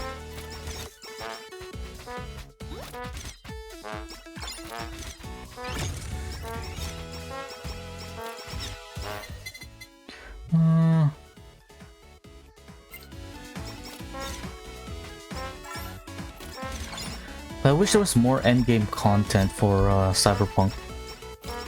I guess you could like you can leave like the side gigs for last, and there's like the final mission.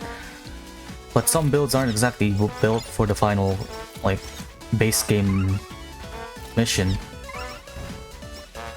You can't go stealthy with the final quest.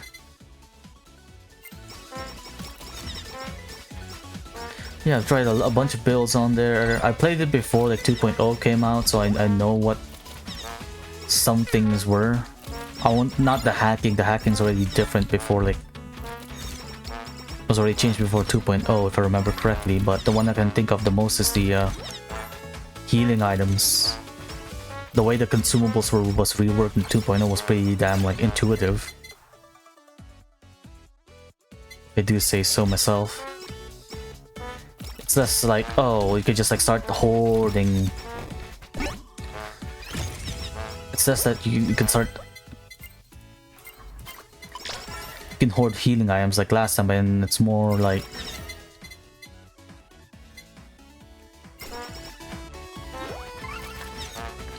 less hoarding and more like managing like the cooldown timers of your consumables. Oh no, I trapped myself.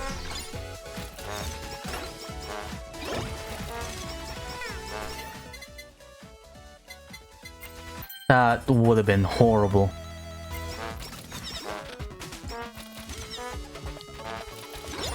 Health. Burger. Burger boy. Oh shit, that's another streamer that I watched like really like close to religiously back when I was younger. Germa and Star back when they were still like posting TF2 videos. And similar to what I mentioned last time, it was also because I was also playing TF2 at the time. I was late in the bubble with the TF2 bubble, but I was still like there when I was able to like get some. But trading was like slowing down, but I still managed to get some people to make some decent amount of trading. Have I ever mentioned that like the first I got scammed in TF2 prior?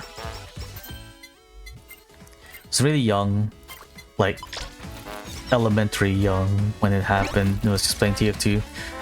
Since I was also that young, I was like, ooh, interesting.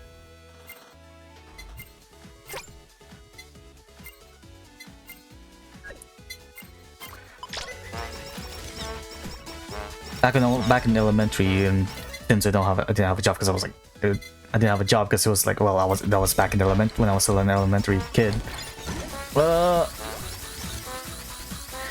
I went around asking people if they have like any stuff that they don't want anymore, duplicates that they're willing to give to someone. Like, oh no, I died again somehow.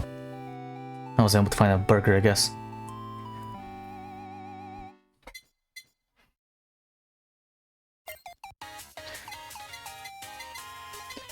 And like managed to get enough like stuff to do some trading, and eventually got my hands on a hat, a bunch of hats actually. And being a kid, I didn't realize, oh, you can't just people might just. I fell for like I can give you like a Steam gift card code type of thing, and luckily that's the only thing I lost. Luckily, the only thing I lost finally got Iris. Now that's full. Everyone from Console and Promise is here. Oh.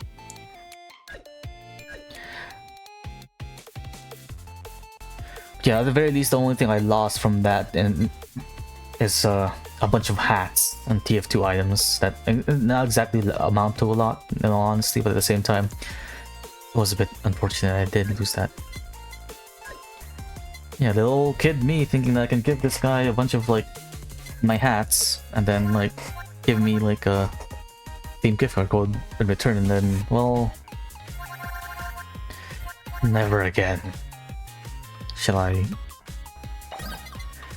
get duped like that. Well, hopefully, but still. It's one of the first times I actually got scammed.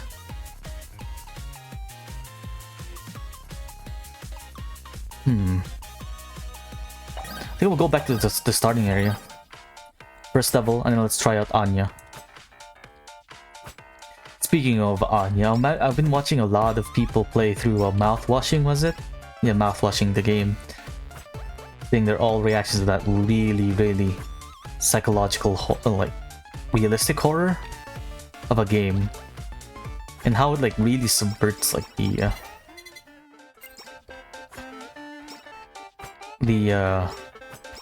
advertising.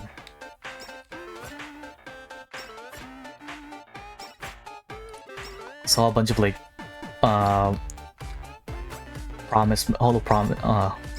sorry, Hollow Promise members streaming it. Then a bunch of people from a bunch of Hollows from ID start playing it. I wish I could watch it with some the JP members stream it, but well, I'm not exactly I don't exactly know Japanese, so I can't just like hop on over there. All I can hope for is to wait for a clipper to post clips of their streams.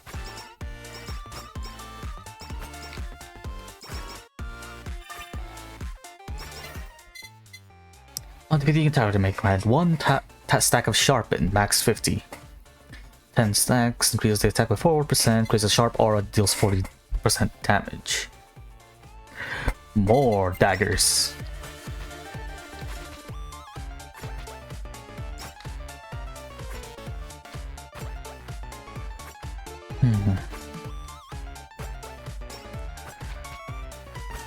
I was considering streaming. One of the other games I was considering streaming was FTL, but I kind of got used to the complexities of the multiverse mod, but I can't remember where to download it because I saw my copy of FTL is still like the not moving for once I produce all the okay.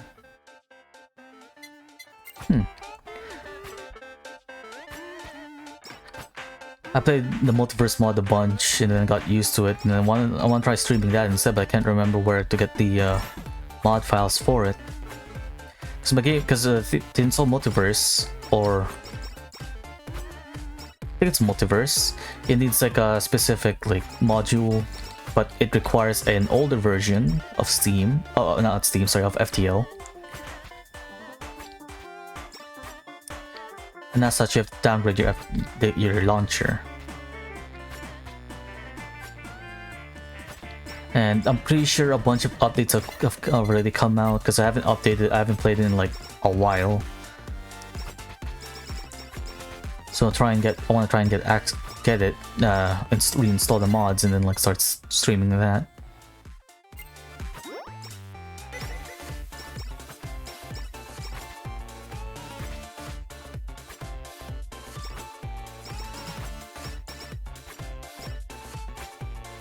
I'll have to figure out how to do so.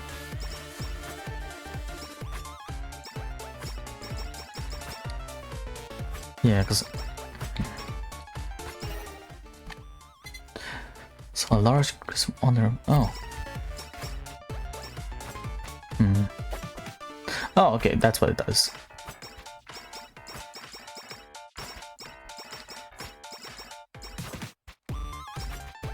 Oh. The boss is down. Ow, ow. Nice auto heal, that ability.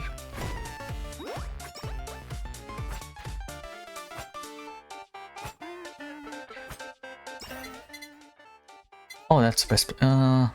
Lose damage taken and speed. Or glow stick.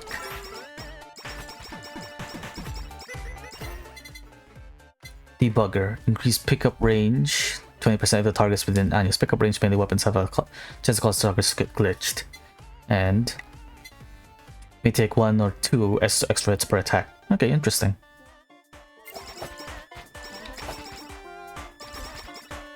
I need to start upping up like my pickup range to help boost Anya's skills.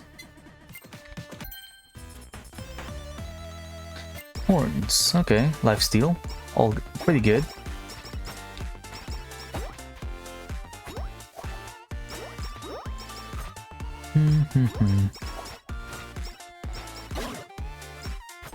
Oh, there's the glitch.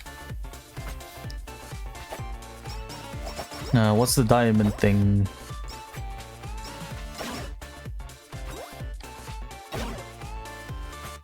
I should have been paying more closer attention to the stuff I've been using. Ow. Spin! Spin!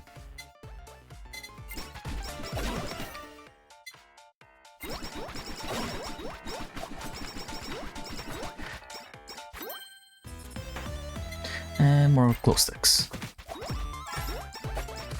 I can't remember how to trigger. You know what? I'm gonna pause. How do you activate the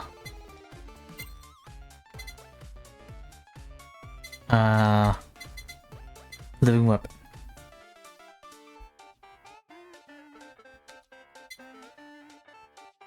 When hit, and you loses 5. Okay, so it's just like, oh, it's just passive, I guess. It's the oh, that's what the diamond is about. The range is rather small. I guess it's like a significant damage. It does significant damage then, I'm assuming.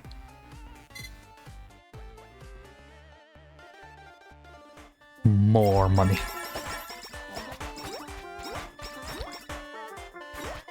Uh-oh.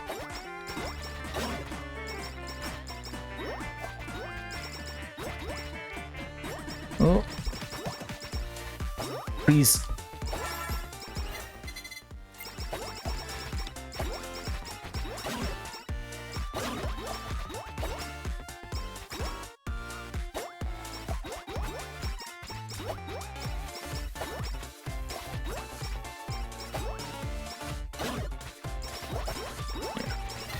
The reason why I mentioned like FTL earlier is because like I'm not sure if I want to continue streaming more Mel Slug tactics. I'm hoping that there's actually like more content outside of like the bosses. Like maybe there's like an actual. Well, no, there's probably but there was hints of like there being more of a story.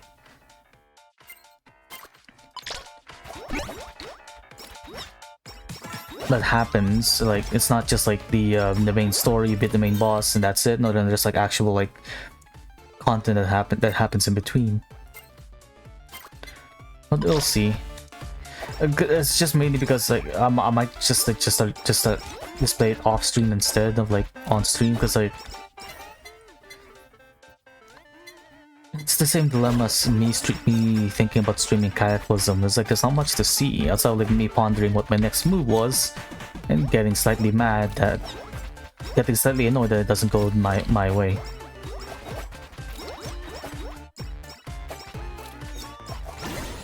Oh.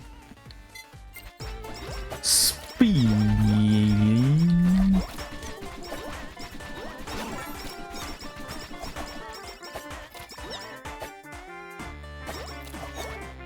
But still, there's still a bunch of stuff I've yet to unlock with Mel's attacks. I haven't been playing it off stream. The only one I've been playing off stream is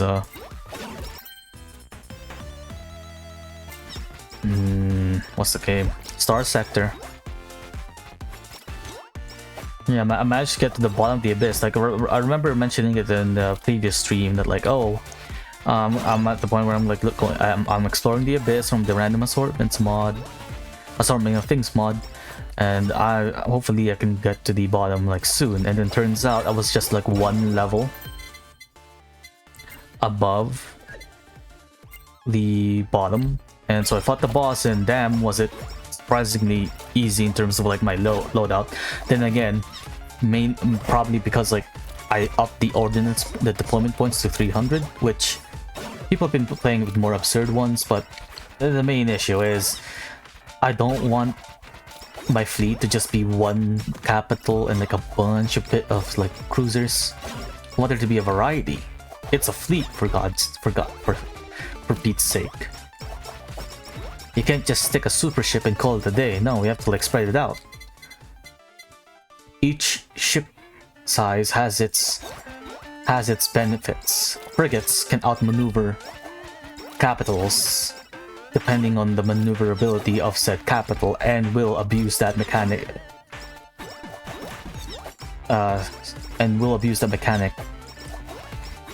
To stay behind the capital ship, because most modern capital ships, at least the ones I've discovered so far, don't have like weapons on the back. Or even then, in terms of my loadouts, most of the weapons that's on the back of the ship are usually point defense ones. Because what am I gonna do, sticking like a fucking laser beam in the back, just for that one single frigate that decides to flank me, and then I show up as like, hey, surprise, get tachyon lanced. No, that's a bit absurd. That's a bit absurd. I'll stick like a PD, like the laser point defense array on there instead, because that's a lot more useful, because most things that show from behind are frigates, and more often than not, the amount of damage that the large point defense weapons do is sufficient enough to get rid of strike craft and frigates.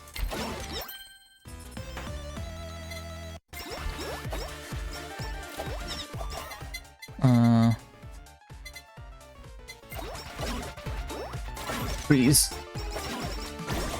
Get away from me! Did I pick up a holo? No, I didn't. Okay.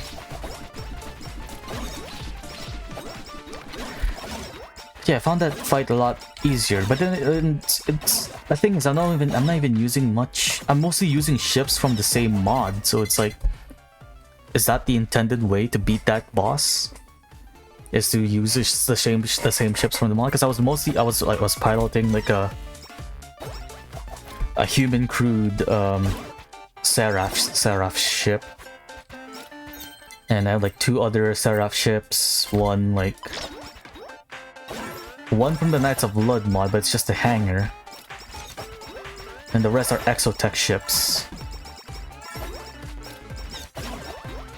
None of the weapons I've been using is from any other mod in particular. The most unique ones from the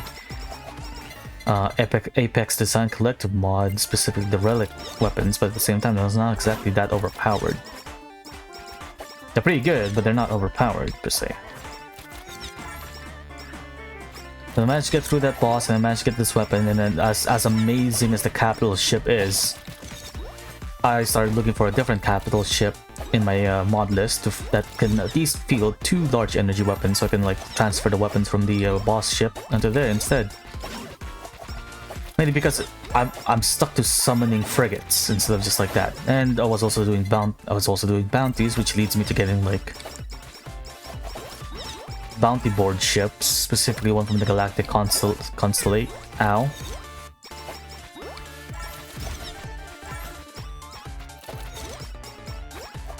Oh, watch for the beam. I can remember how you unlock hard mode for the first stage. I think you have to beat the 2nd level, right?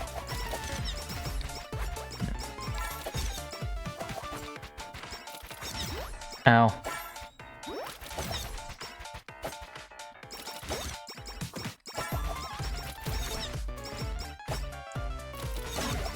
No, honestly, most of the stuff that I've been seeing from Hololive specifically has mostly just been down to clips. I haven't got much time to watch their streams live anymore, especially ever since I started like streaming as a hobby now.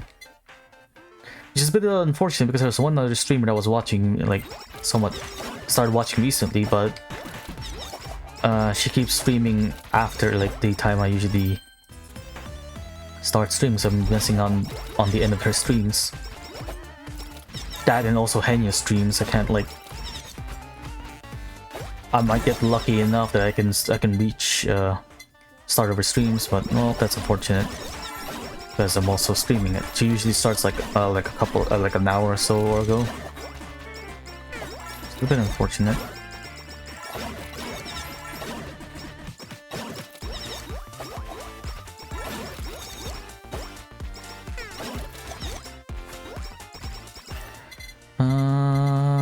Cycle Axe. I would get the board, but most of the characters I've been choosing so far thus far aren't exactly benefiting from it. Outside of Ollie from like the 2nd level. More coins.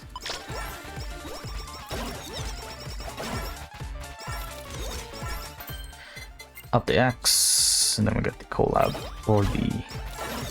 Does it have a collab with the glow stick, or I think we could collab it with the plug, right? Might be just mistaken again.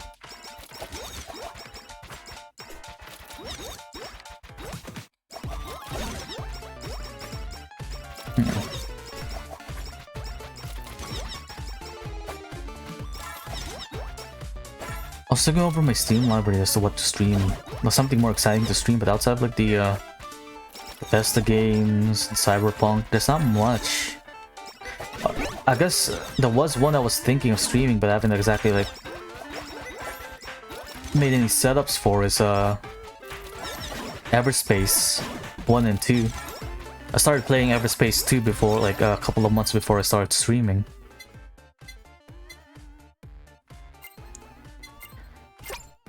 And I got pretty far. I think I'm close to like the end of the game, but like I stopped.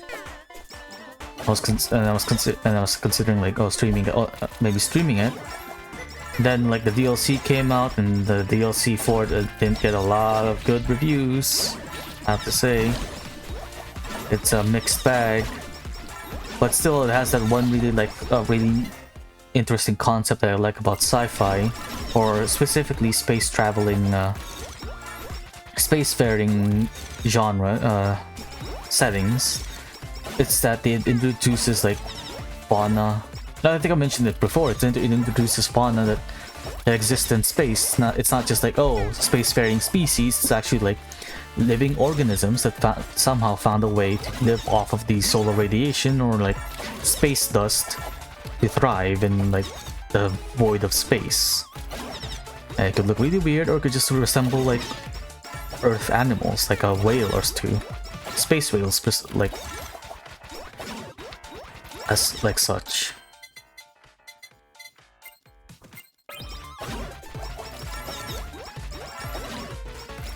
Yeah, the Everspace 2 DLC released like like Titans, I think it's called. I don't know what it contains. All I remember is that seeing the reviews for it weren't exactly all that great. But I'll like actually look at the reviews. There's another game that I was considering streaming, but it's just more or less a pain in the ass to like make work. It's RimWorld. That's one of the other games I played a hell of a lot of, and it's also moddable. Go figure. But it's just getting a suitable mod list to do so, and then like, well, it's RimWorld. One of the end game threats to that game that doesn't include like hostile mobs is the fact that eventually you reach a point in the game where things start chugging in your colony. And that's usually how my games go when I'm lucky enough. I get to a point where there's too much things happening in my settlement, in my colony, that things start to get slow down. Oh fuck. Ouch. Okay, let's roll some more gotcha. Yeah, let that be like family colony animals, or just a significant amount of like colonists, or just hell, a trading caravan showed up and decided to like plant their like army nearby.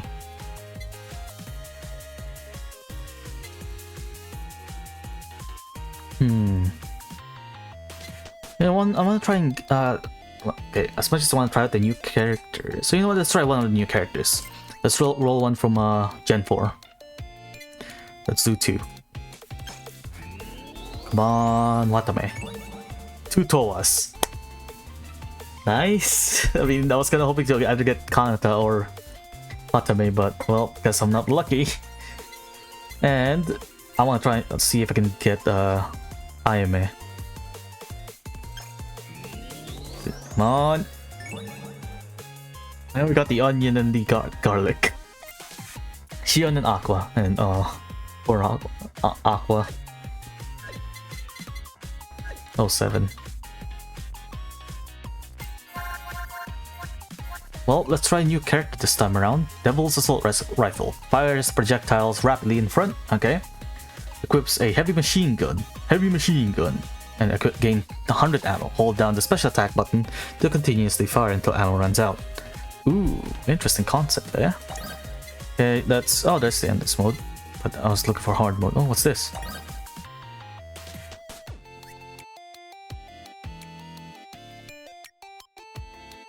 Uh-oh.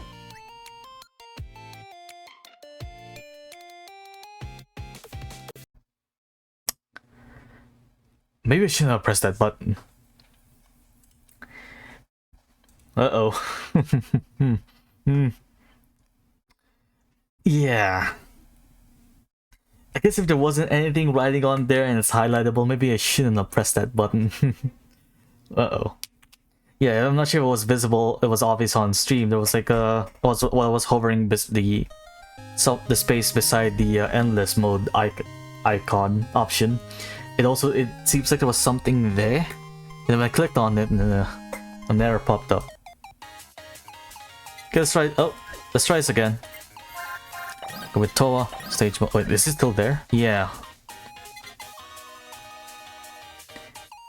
This is what happened. I hovered over here and then like I clicked on it and it crashed. It's not like over here as well, which is a bit interesting. Okay, let's try this. Stage 2. Oh. Oh, the particles remind me of the metal slug bullets. The ones for specifically like the female characters. Which is one thing that I found really interesting about the Metal Slug games, or specifically Metal Slug 3, I believe, is that the different characters have like actually like different like weapons, different looking weapons. I mean, which makes sense because they're not exactly from the same like same like company. There's the Peregrine Falcons where Tarma and Marco are from, and there's like the I can't remember where Fio and Eri are from, but they have like separate loadouts. Like the female characters have revolvers instead of like the standard like automatic pistols, and it's also evident at the end of Metal Slug 3. At the credits scene, like if some for the people who played it in consoles, or in for the people like insanely good enough to get to that point back when it was still being played. Someone's demo familiar drops ammo, which boosts the damage down with main weapon. Fire shots. Ooh. But for those people who are insanely good enough in the game, or were able to manage to get to that point, to the end of the game in Metal Slug 3, actually all projectiles deal more damage. At the post credit, well, not post credit since it happens during the credits, but in the credits. Okay, this is a Metal Slug reference because that projectile really looks like a the like it's really reminiscent of the projectiles from Metal Slug for the heavy machine gun. So I guess it's a reference. In that case, ooh, does that mean Toa has streamed Metal Slug before? Oh, I'm gonna see if there's actually a translated like stream for it.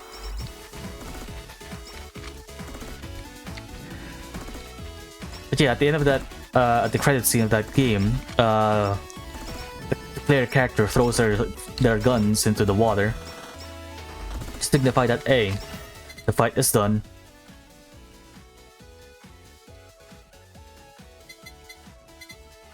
It's time for them to rest and all that stuff.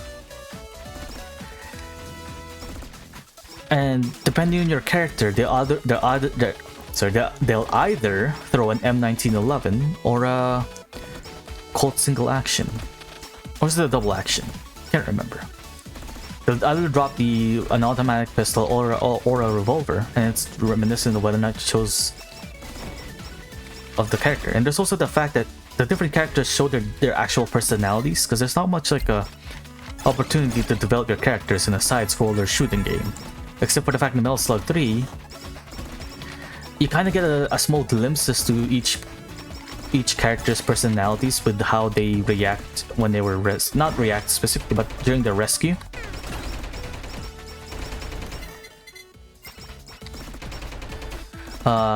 Marco, who's a computer scientist, will hack a terminal at the end of at the final mission of Metal Slug 3. While Tarma will just flat out hit the machine until it fixes itself, and that's also similar to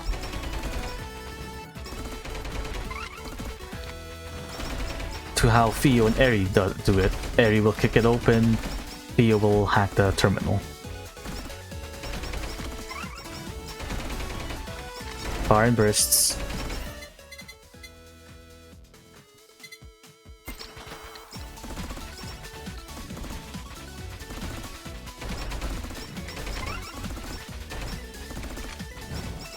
There was another thing I was thinking about streaming. I was thinking of streaming like the really difficult like overhaul mods for Fallout New Vegas and 4.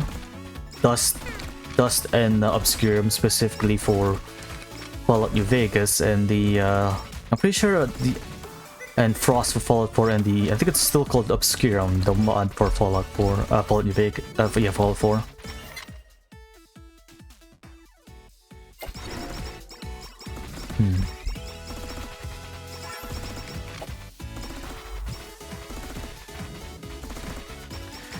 Yeah, I really just played a lot of Mel stuff back in the day. What doesn't help is that I already mentioned. I can't remember if I mentioned it back, but well, mention it specifically. But I did mention in a previous stream that was from. Excuse me, sorry.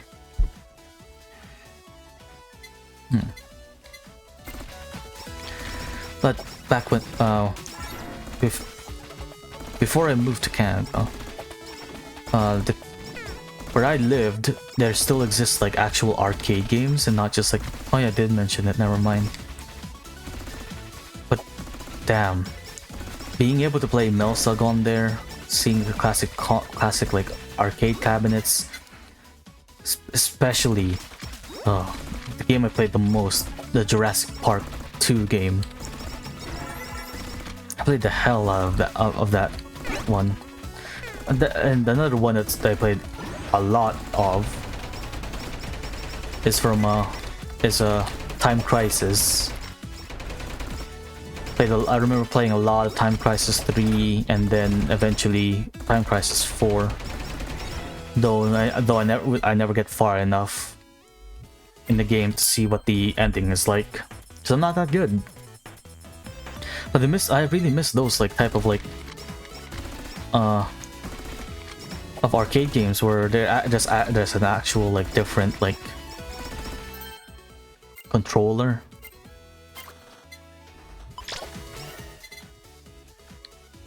It's not just, you know,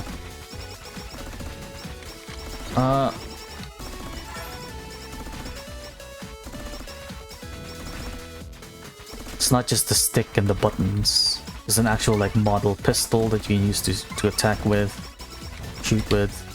Never got a chance to play House of the Dead or any of its sequels, however. I usually was just really terrified of the game. Huh? What's this? Oh, we got a list of collabs. We would probably be looking more into this.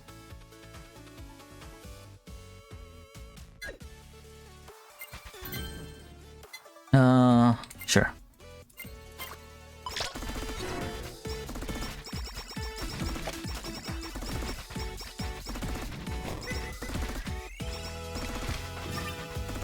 There was a really interesting like arcade game I played like a while back, but it was surprisingly enough, it only showed up in one specific spot. One specific mall.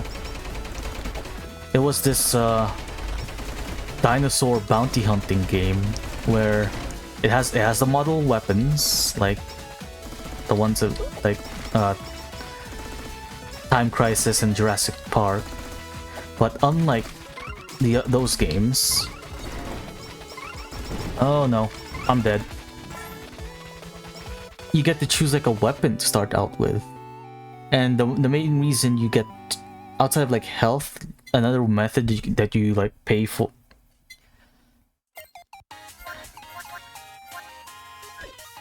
Ow. Another method that you can like that you lose, quote unquote.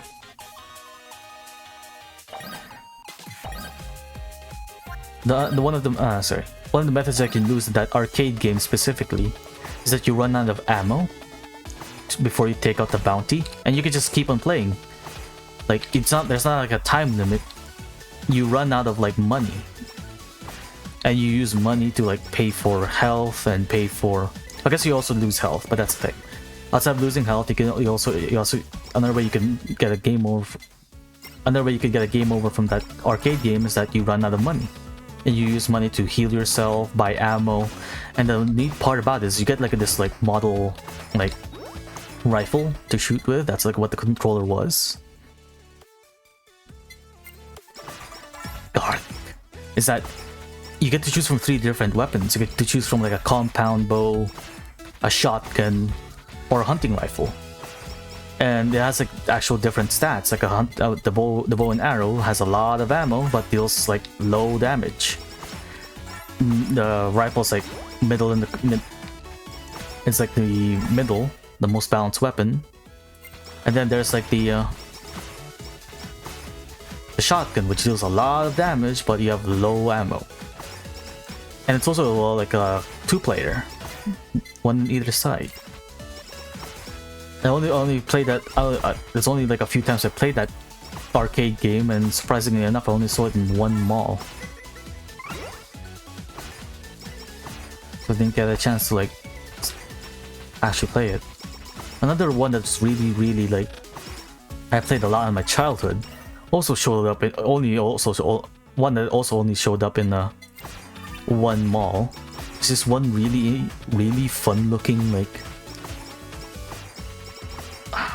Sorry, just remembering it like makes me cringe a little because of what I did. It's this arcade game where it's like a rock paper scissors type of game, but you get like trading cards of different dinosaurs, and each dinosaur has different defenses, different stats, and you can like load and each at the end of each like game you get some trading cards with different dinosaurs on them. They have like different. Yeah, and it affects on once you start a new playthrough of that arcade game, you get the option to load in a trading card, and it'll load up that dinosaur that you loaded that you have a card of, and you'll use their stats. So if you want to go full on attacking, you can go like a carnivore and then just like load up like a.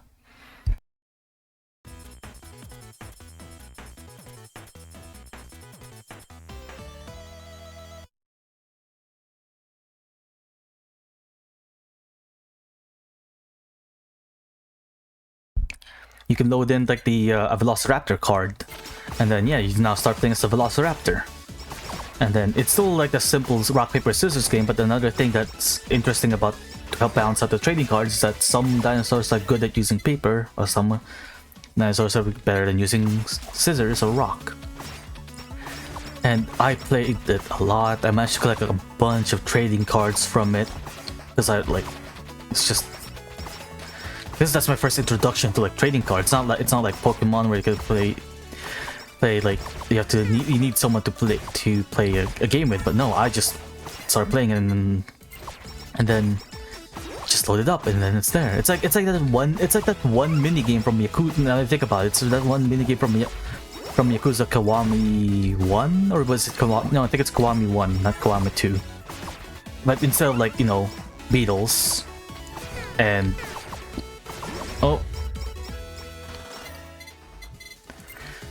instead of beetles, it's dinosaurs. And they're not women cosplaying as beetles, it's actual dinosaurs. But it eventually got removed from the mall that I was playing in, and I never saw it again. And the reason why I cringe remembering it is because I just like gave away. I can't remember if I just gave away or just like lost the trading cards, because that would have been really amazing. Just to have it on hand, see that bit of memory. To spend a lot of money playing that, even though it's still technically just rock paper scissors. But damn it, if it wasn't cool that you can get trading cards from it and then just like load up the dinosaurs. It also doesn't help that I was a really big fan of dinosaurs. No, I won't say was. I still am. One of the things one of my original plan was thinking of going to become an archaeologist, but I remembered as I grew older. I remembered at what point, by the time I reached the age that I am now, most of the things that archaeologists, or not just archaeologists specifically, like paleontologists maybe, so I eventually figured out that, oh no, that's the wrong field. I was thinking of. It's mainly because of like Jurassic Park. I believe Jurassic Park for making me think the archaeologists look at dinosaur bones, but I'm pretty sure it's a different field. But yeah, well, one of the things I was thinking is like, oh, by the time by that point, all of the dinosaur bones have already been discovered. Yeah, really huge dinosaur fan. What also didn't help, they had like a big book of dinosaurs that had like each dinosaur from each like period of time. Even though I was I was too young to understand what the differences between the different like eras was. Also doesn't help that one of the things I watched was the dinosaur movie that was, I think it was Pixar or I think it was Pixar. I don't think Disney made the dinosaur movie. The one where it follows the events of an iguanodon escaping the sorry, an iguanodon that do we need the, okay, we don't need the bomb. Oh, no, I haven't. Is there no collabs with the glow stick? Uh-oh. Yeah, the one where it follows the story of an iguanodon adopted by a bunch of lemurs, monkeys, and they have to escape the the meteor. That, no, I think it was originally like a bunch of like a bunch of carnivores going after them, like a bunch of carnotaurs chasing after them, and then eventually just led to them escaping the mayhem of like the meteor. But we know how what happens after. Volcanic winter, mammals are forced to live underground and eventually just become the dominant species, and then dinosaurs just like grew smaller.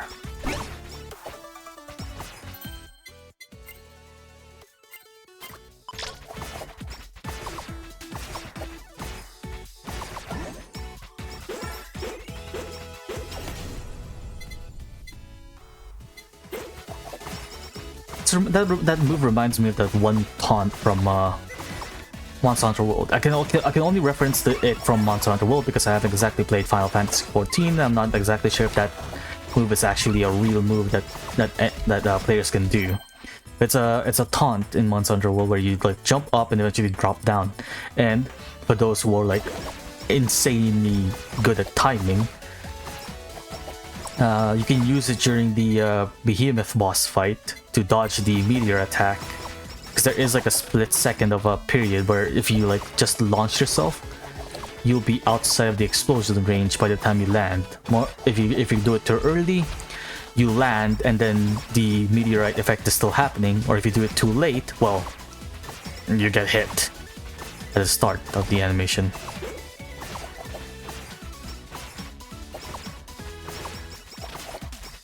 Yeah, that's what that move, what Shion's special move reminds me of.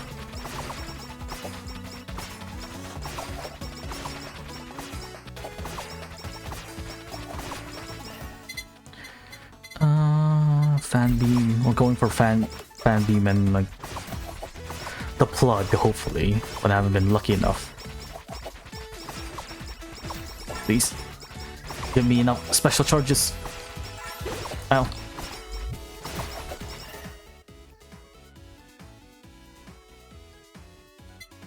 Oh, we get like a damage boost.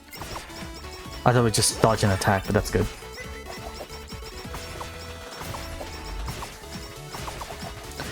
I got one mod for Star Sector I was considering using for the next Star Sector stream, but well, then again, Hero was worrying about being overpowered, and I think I might just do it. Is the unofficial? I think I mentioned it earlier, but it's the unofficial. I'm losing health, like lots of health. The unofficial New Game Plus mod, and I was considering like doing that for my off-stream playthrough, but carrying like a bunch of certain ships with me. And again, that might be a bit too much. Considering I have a bunch of endgame like ships. One of the things one of the things I was doing in my off-stream playthrough right now is just going after each bounty mission, and most of the content from the Galactic Constantly?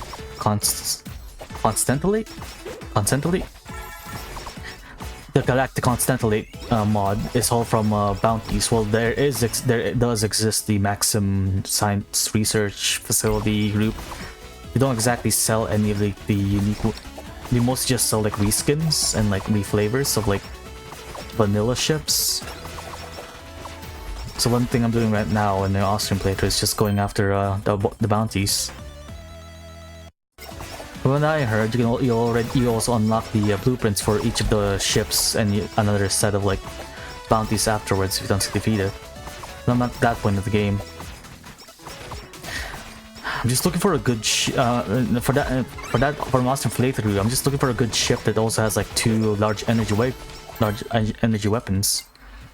But at the same time, being either a cruiser-sized or a capital-sized ship, because it's just a bit too annoying relying on mostly frigates and one capital.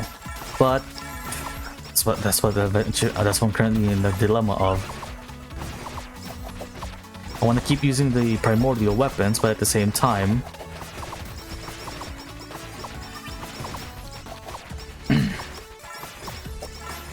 I just fought the bounty that where I didn't see the guys up top. I thought it was only shit.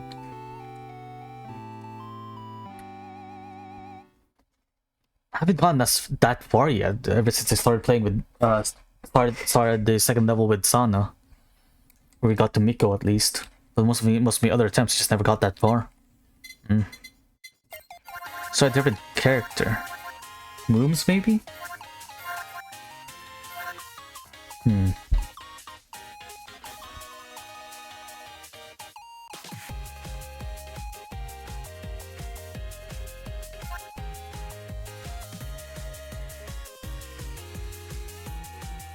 Now let's do some gacha. Let me see if I can get. Let me roll through. Oh, I only have 2,000. Ooh. I did hear that Kaela actually is really useful when it comes to. Oh, she went for a double for farming coins. That Kobo. And watch, it's gonna be Zeta. Great. Alright, I guess we'll try out the Rain Shaman. We're gonna run out front and flood the area, slowing all targets down. Gotcha.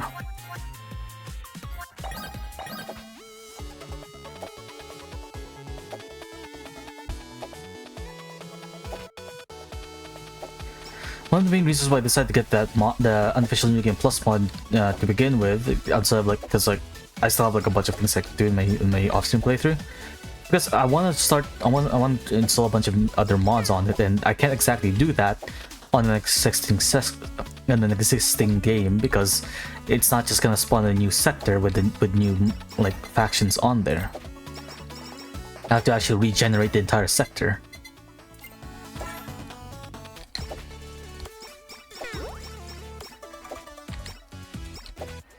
It's one of the few reasons why I decided to do it. That, and one thing I found rather interesting is that the mod actually has like a different like system, like a challenge system that occurs instead of just, you know, hey, guess what, all your stuff from your previous saves already here. I think you can still get your you still get the ships that's currently active in your fleet, but at the same time, you get a few options on top of that. You could choose to like inherit some of the. I think it's the same like system as in Sunless Seas and Sunless Skies. Well, no, I can't speak for Sunless Skies, but it's the same system from Sunless Seas, where you can choose a background and you can choose to inherit some of the items. Ow, ow, ow! That was a horrible situation. Fuck. Let's try it again. But it's the same system as in Sunless Seas, where like your character can choose to inherit some of these items that your previous character had, and that is, I'm pretty sure, one of the ways to play the game. You start the game. Well, at least that's one of the things I've heard, which is one of the reasons why I decided to where I eventually dropped, because one of the things is I don't like restarting games. That is evident enough from my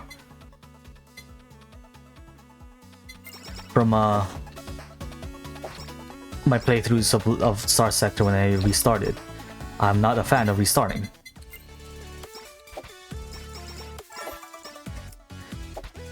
And when I was playing Sunless Seas, one of the big things that was mentioned about, like, in terms of, like, as a guide to try and get as much money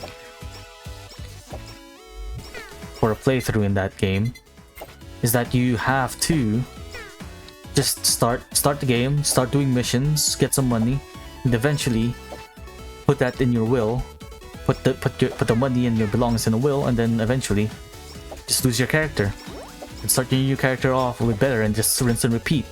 And one of the aspects that discouraged me from playing it further is the fact that, oh, you have to do this method like 5 times before you can, like, consider start, like, playing an actual playthrough where you solve all the mysteries and all that stuff, which is a bit it's a bit, like, discouraging, considering that there's an actual, like, story to Sunless Seas and there's actual intrigue.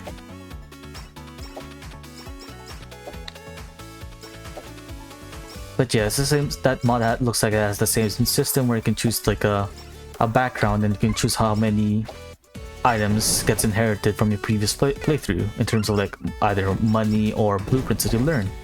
I think I'm just gonna choose just the credits, in all honesty. Blueprints that are easy enough to just, like, look for some in, like, a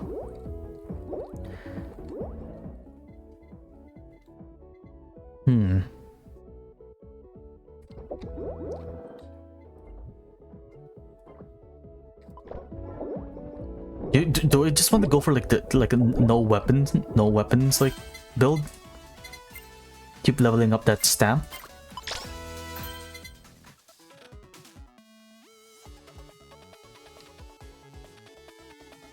On hit. Ooh. Interesting.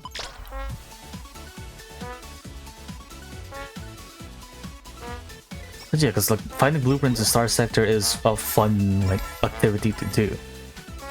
Finding all the things that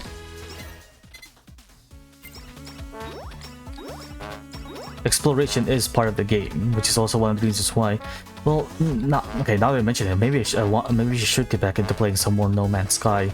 It's been a while since I last played it, and the last update I played was the one where they added oh shit, that was close. Was the one that was the one where they added, like, ships, the pirate ships that had, like, sails with the solar sails. Ah, fuck! I thought I could squeeze them past. Okay, maybe I'm not ready for the second level just yet.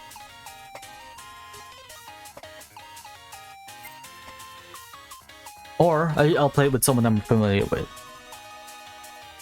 It's just Ina. But you know what? Let's try Zeta. If Zeta's invisible, pistol becomes a wide area instant shot. Ooh, interesting.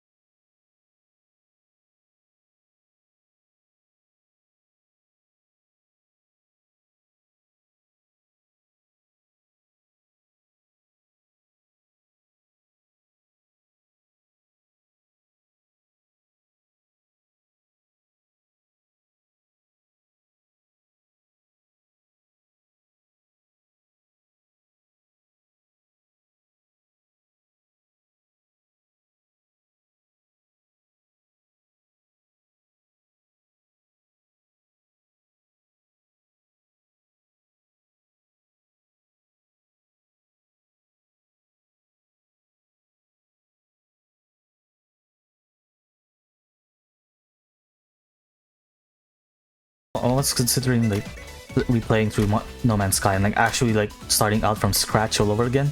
So I'm pretty sure there was like an update that changed a lot of like the ship upgrade system, and it might be a good idea to like start all over.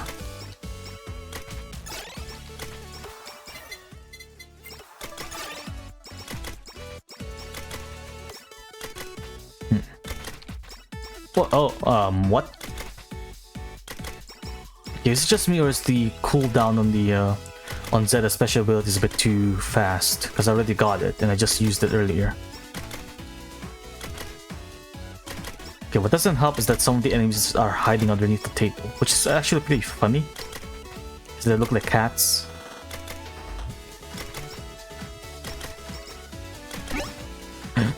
Dude. Dude. Small knockback. Nice. That's one thing I really enjoyed. That's like a distinct difference between this game and like Vampire Survivors specifically. I can't speak for any other any other games that any other Vampire Survivor-esque games, because I haven't exactly played a lot of those. But there's one thing I really like is that there's like the skill system, or the fact that like not all of the items, that there's like specific set of weapons that are specific for a character. They're all not just like available to each player. It's like they're unique, starting weapons and skills specifically. Lab systems, I can't exactly remember whether or not like Vampire Survivor. So at the very least, the update that I last played on had a similar effect. All I remember is that one dove weapon, if you get both dove weapons, they'll eventually merge into one. That's all I know. I don't think there's anything else that's similar in terms of like the collab system.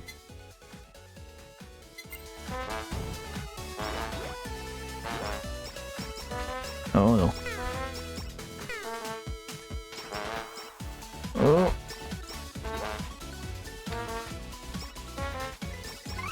Oh no. Oh no. That was close. Spider cooking. On critical hits, say no more.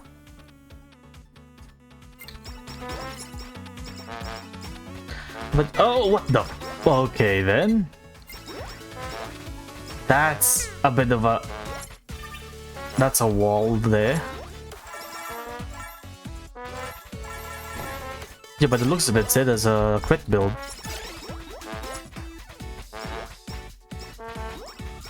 Just going off from her skills and all.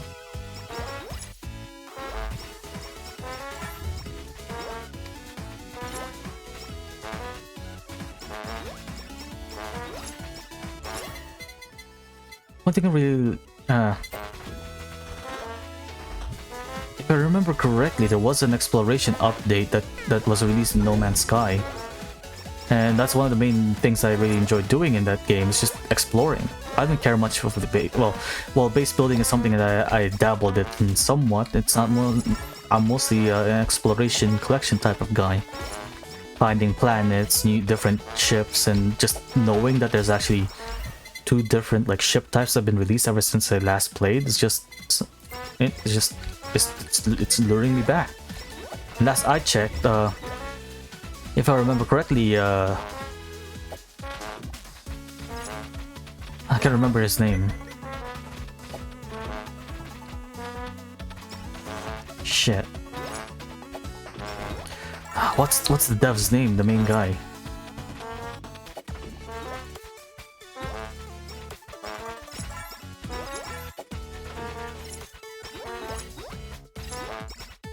Shit. Why can I not remember his name?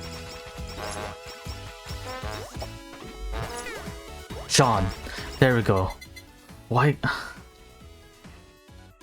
Sean Murray. I just forgot the name for some fucking reason. But yeah. As I was saying, Sean Murray just tweeted like a bunch of emojis, and more often than not, that usually spells that there's like a new update about coming out in No Man's Sky. So that's a bit of a reason of like me or why I'm considering like starting a new game with No Man's Sky, because there's an update coming out. Or it could just be a new expedition, but at the same time, expeditions are like do add some content. Well, a significant amount of content. There was like the one crossover with Mass Effect where you can get the iconic ship as a frigate in the game. Ow.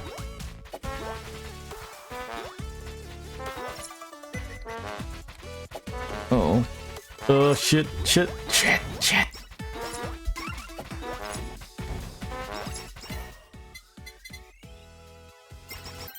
Lifesteal. Okay, this is why I don't play bullet hells. Ooh. Oh, so much XP just like lying on the floor. Just never got a chance to get them all. Collect all of them. Oh, unfortunate.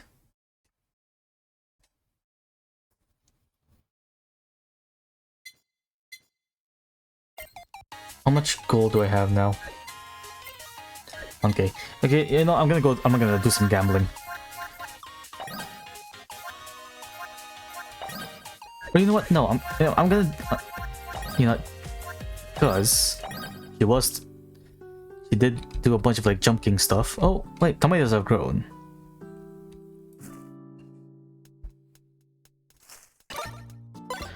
Tomato. Cherry tomatoes. Don't have enough money.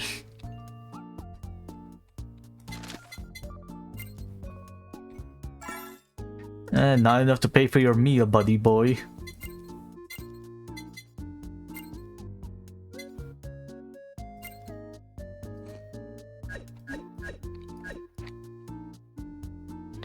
Alright.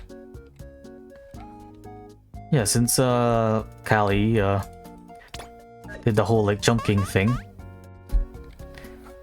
let's do some let's try out, let's see how far I can get in this jump king thing. Hopefully farther than what I did at the start of the stream.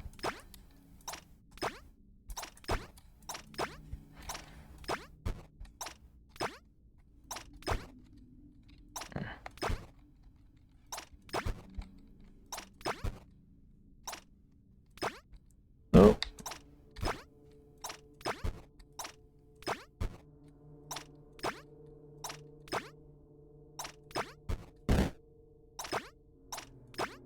There we go.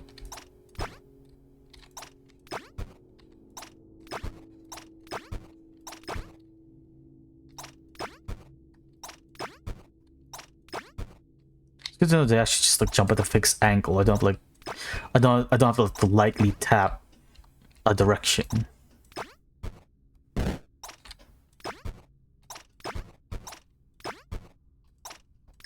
Right?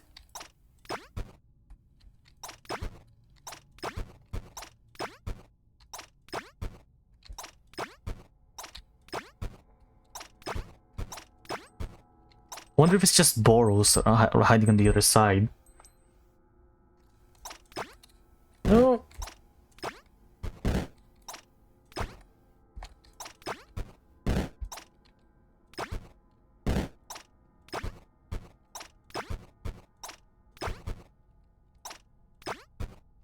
No. Come on.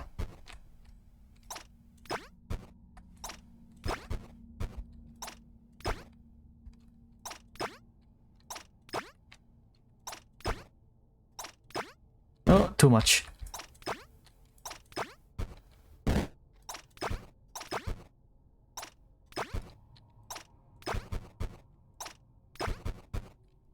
I do wonder, has there been a new like Jump King expansion lately? Has come out lately? 'Cause there was that one like expansion a while back.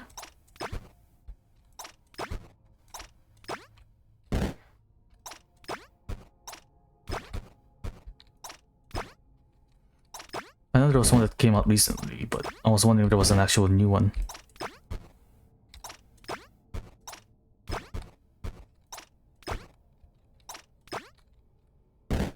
Ow.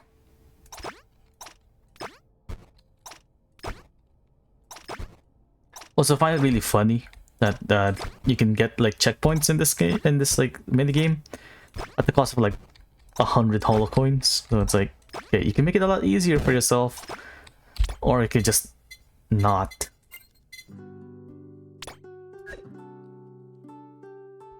Okay. Let's try this again.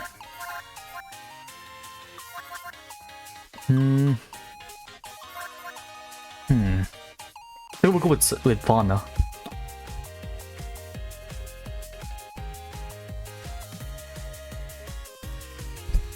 One more attempt at the second stage.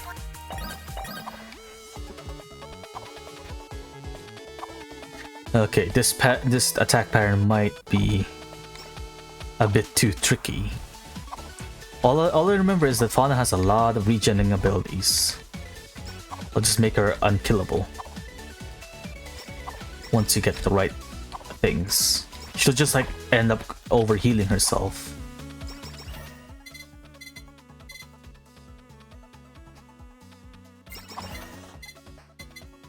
Oh, if I get lucky enough to find one of the skills though.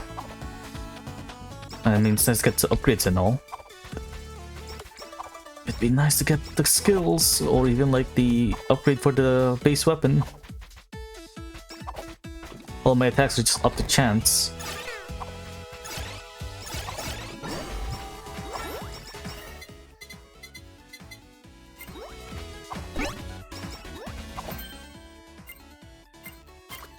More trumpet. More cowbell.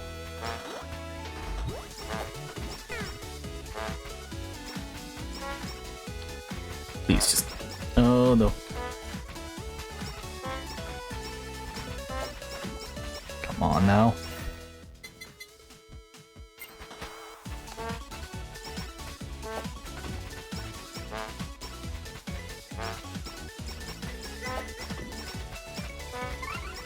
Uh-oh. I guess at the very least now I don't have to worry about aiming, I just need to worry about not getting hit. But if my Star Sector gameplay has anything to go by, that's easier said than done.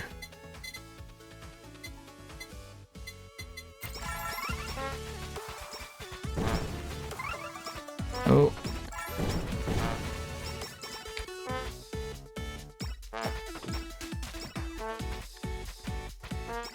Don't box me in, the XP's on the other side. Come on now. But yeah, I think next stream... I'm not sure yet what to do for next stream.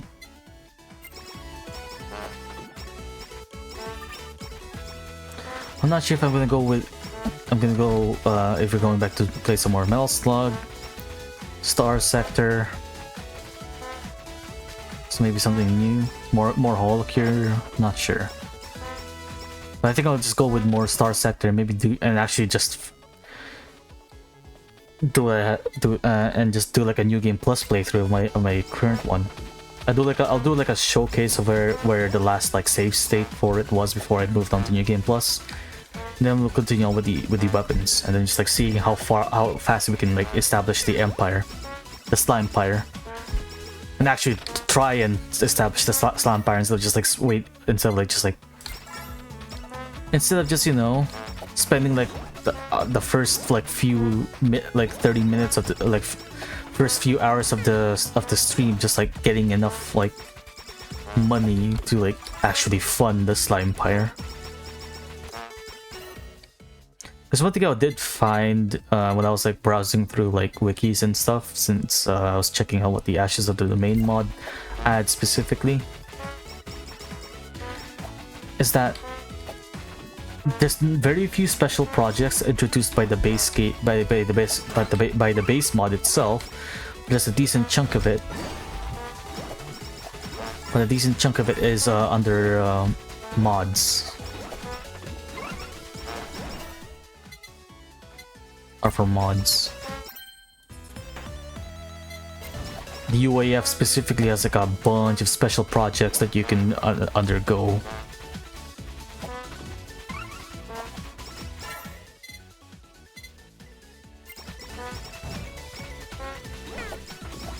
Most of the special projects just usually lead to a new, an unobtainable ship usually, or something similar. The one from the base mod itself, you get to build like the, uh-oh. Oh, what the fuck did I just get stuck on? But you get to build like the derelict ship that usually defends like cryo sleeps and all that stuff. That one big capital ship. You build one of your own and then field it, assuming you have the ability to use automate ships. Okay, this isn't going well. I need more damage. That's the issue.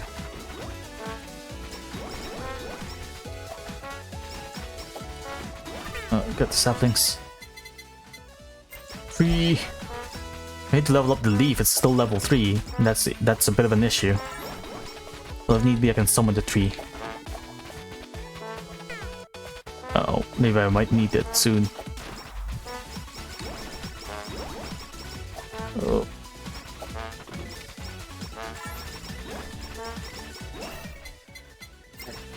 More leaves.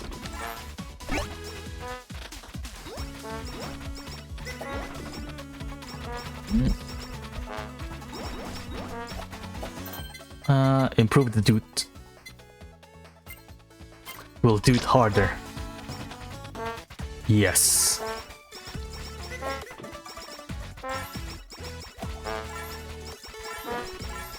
Oh. Oh, Golden Yago. That's what the sound was. I was that bit confused.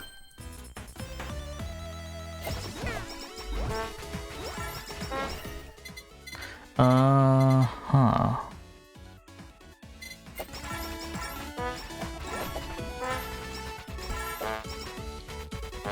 Need to be close by. But I can't exactly aim with my weapons. Okay, that was a bit too close for comfort. Super Idol costume. Level up the leaf.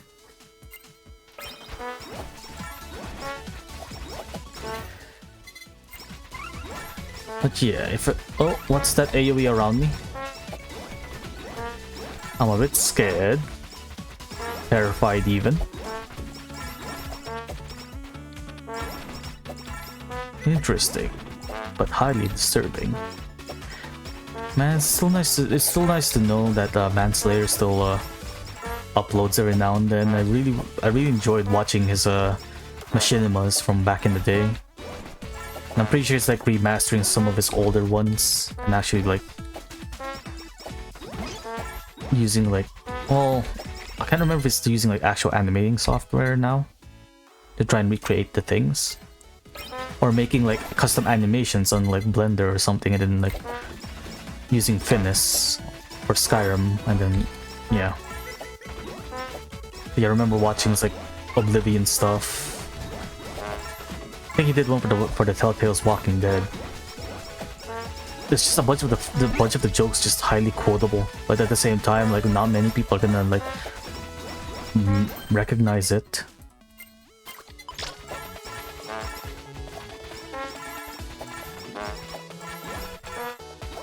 Oh, I didn't realize that's what the awakening weapon is like. Uh-oh. I had to use it there because I just found myself in front of the wall of exploding cats. I think they're cats. Feel free to correct me if I'm wrong, though. I feel like they are. Alright. Ah, that was the wrong button. I was meant to left click. But the recharge time on the with the idol costume though. Fucking hell. That was near instant. Or maybe I just found some like stars or something. It manage to regen it rather quickly. I know I'm setting myself up for failure by clicking that option, but more money. More. Give me more.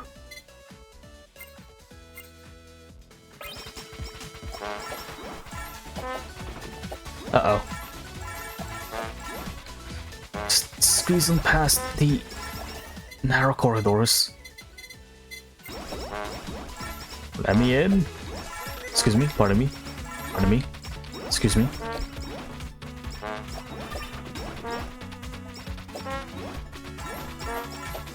Okay, it's good to know that I can actually just like right click if I need the ability. Oh, she gets her own shield. Now you think about it, similar to like the body pillow. Oh, I wasn't paying attention how you can regen that. That's gonna be a bit of an issue. Okay, one thing's maxed out. Next thing I can probably max out hopefully is the book. I think it's the only one I can collab with.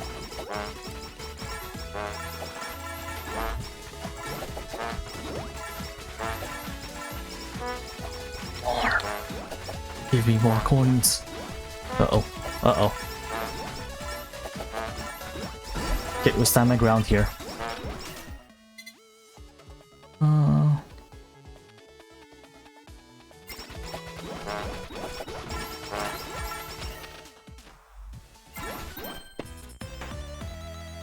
Got the axe. And my axe. Wasn't there like a new game recently that had like a shit, what's it called? Where it's like TTT instead of like with Among Us like tasks in it. It's just like Among Us. It's like first person. It's on the space station, and there's weapons. Can't remember, but I wonder if like I can't remember if all I did like a stream with it, stream with the JP members in it.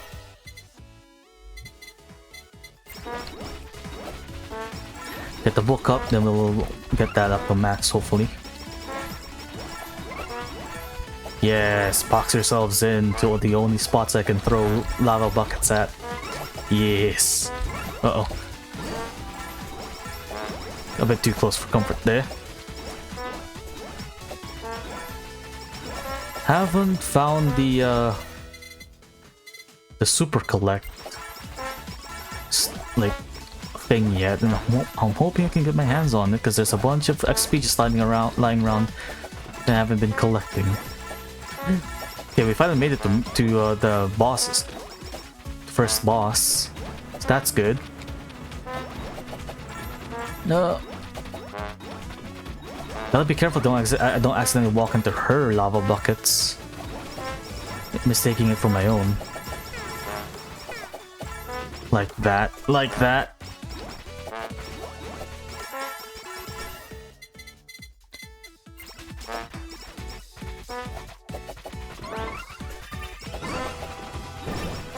Heal.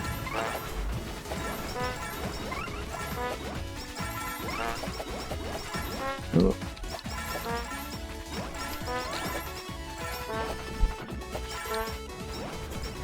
Uh-oh. Ow, ow, holy shit. Burger, burger. I underestimated the range and the fire breath. Oh.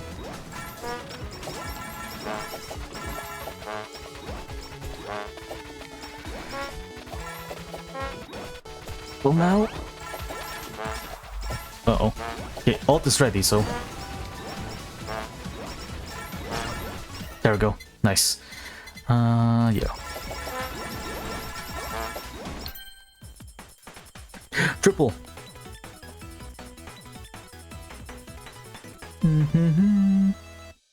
Oh no. Just need one more level up for the book and then we'll be ready for the collab. Uh-oh. Uh-oh. Uh-oh. Shit, there was... Well, we got past Miko at least. Still, damn. Got a lot of coins from that. You know what? I'm gonna try it again. Let me try and see if I can get Kayla. Nope. That's Zeta. Come on. Okay, we got the another costume for Kobo, and you got one Kayla on top of that.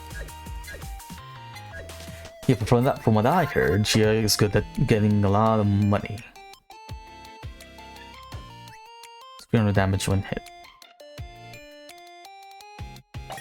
Okay, let's try her.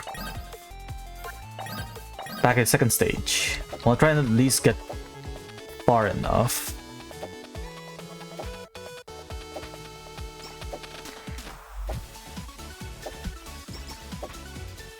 Bonk.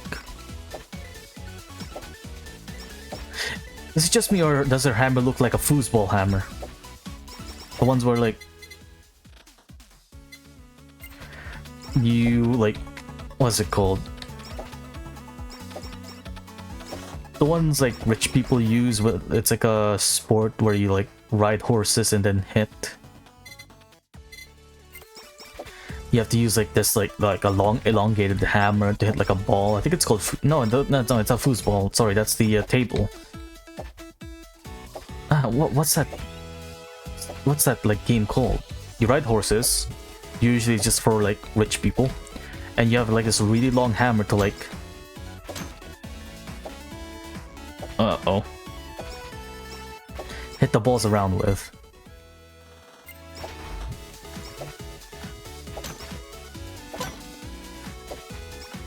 No, the gold. But yeah, that's what the that's what the her hammer looks like. Looks to me.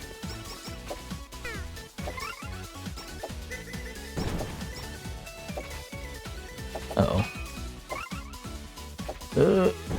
Get away.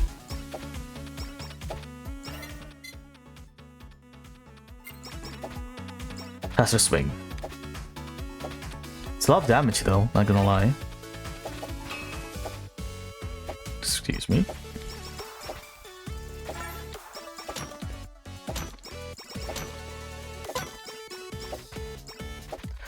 What do I do with the ore again? I can't remember.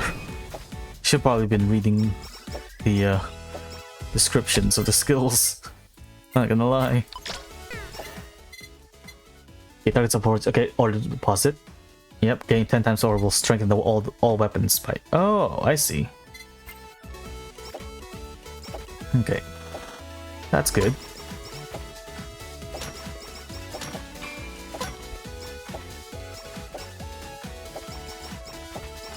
Okay, I'll be more like I'll hold off and just spamming my special ability if I can help it.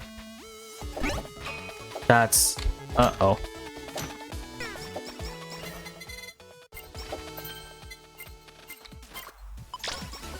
Get away. Excuse me, pardon me.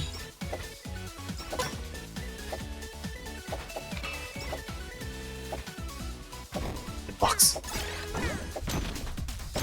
Well, I do get these stars. Oh, wait, the boss is still alive. It's hiding underneath the rock. Oh, I didn't expect them to be in there.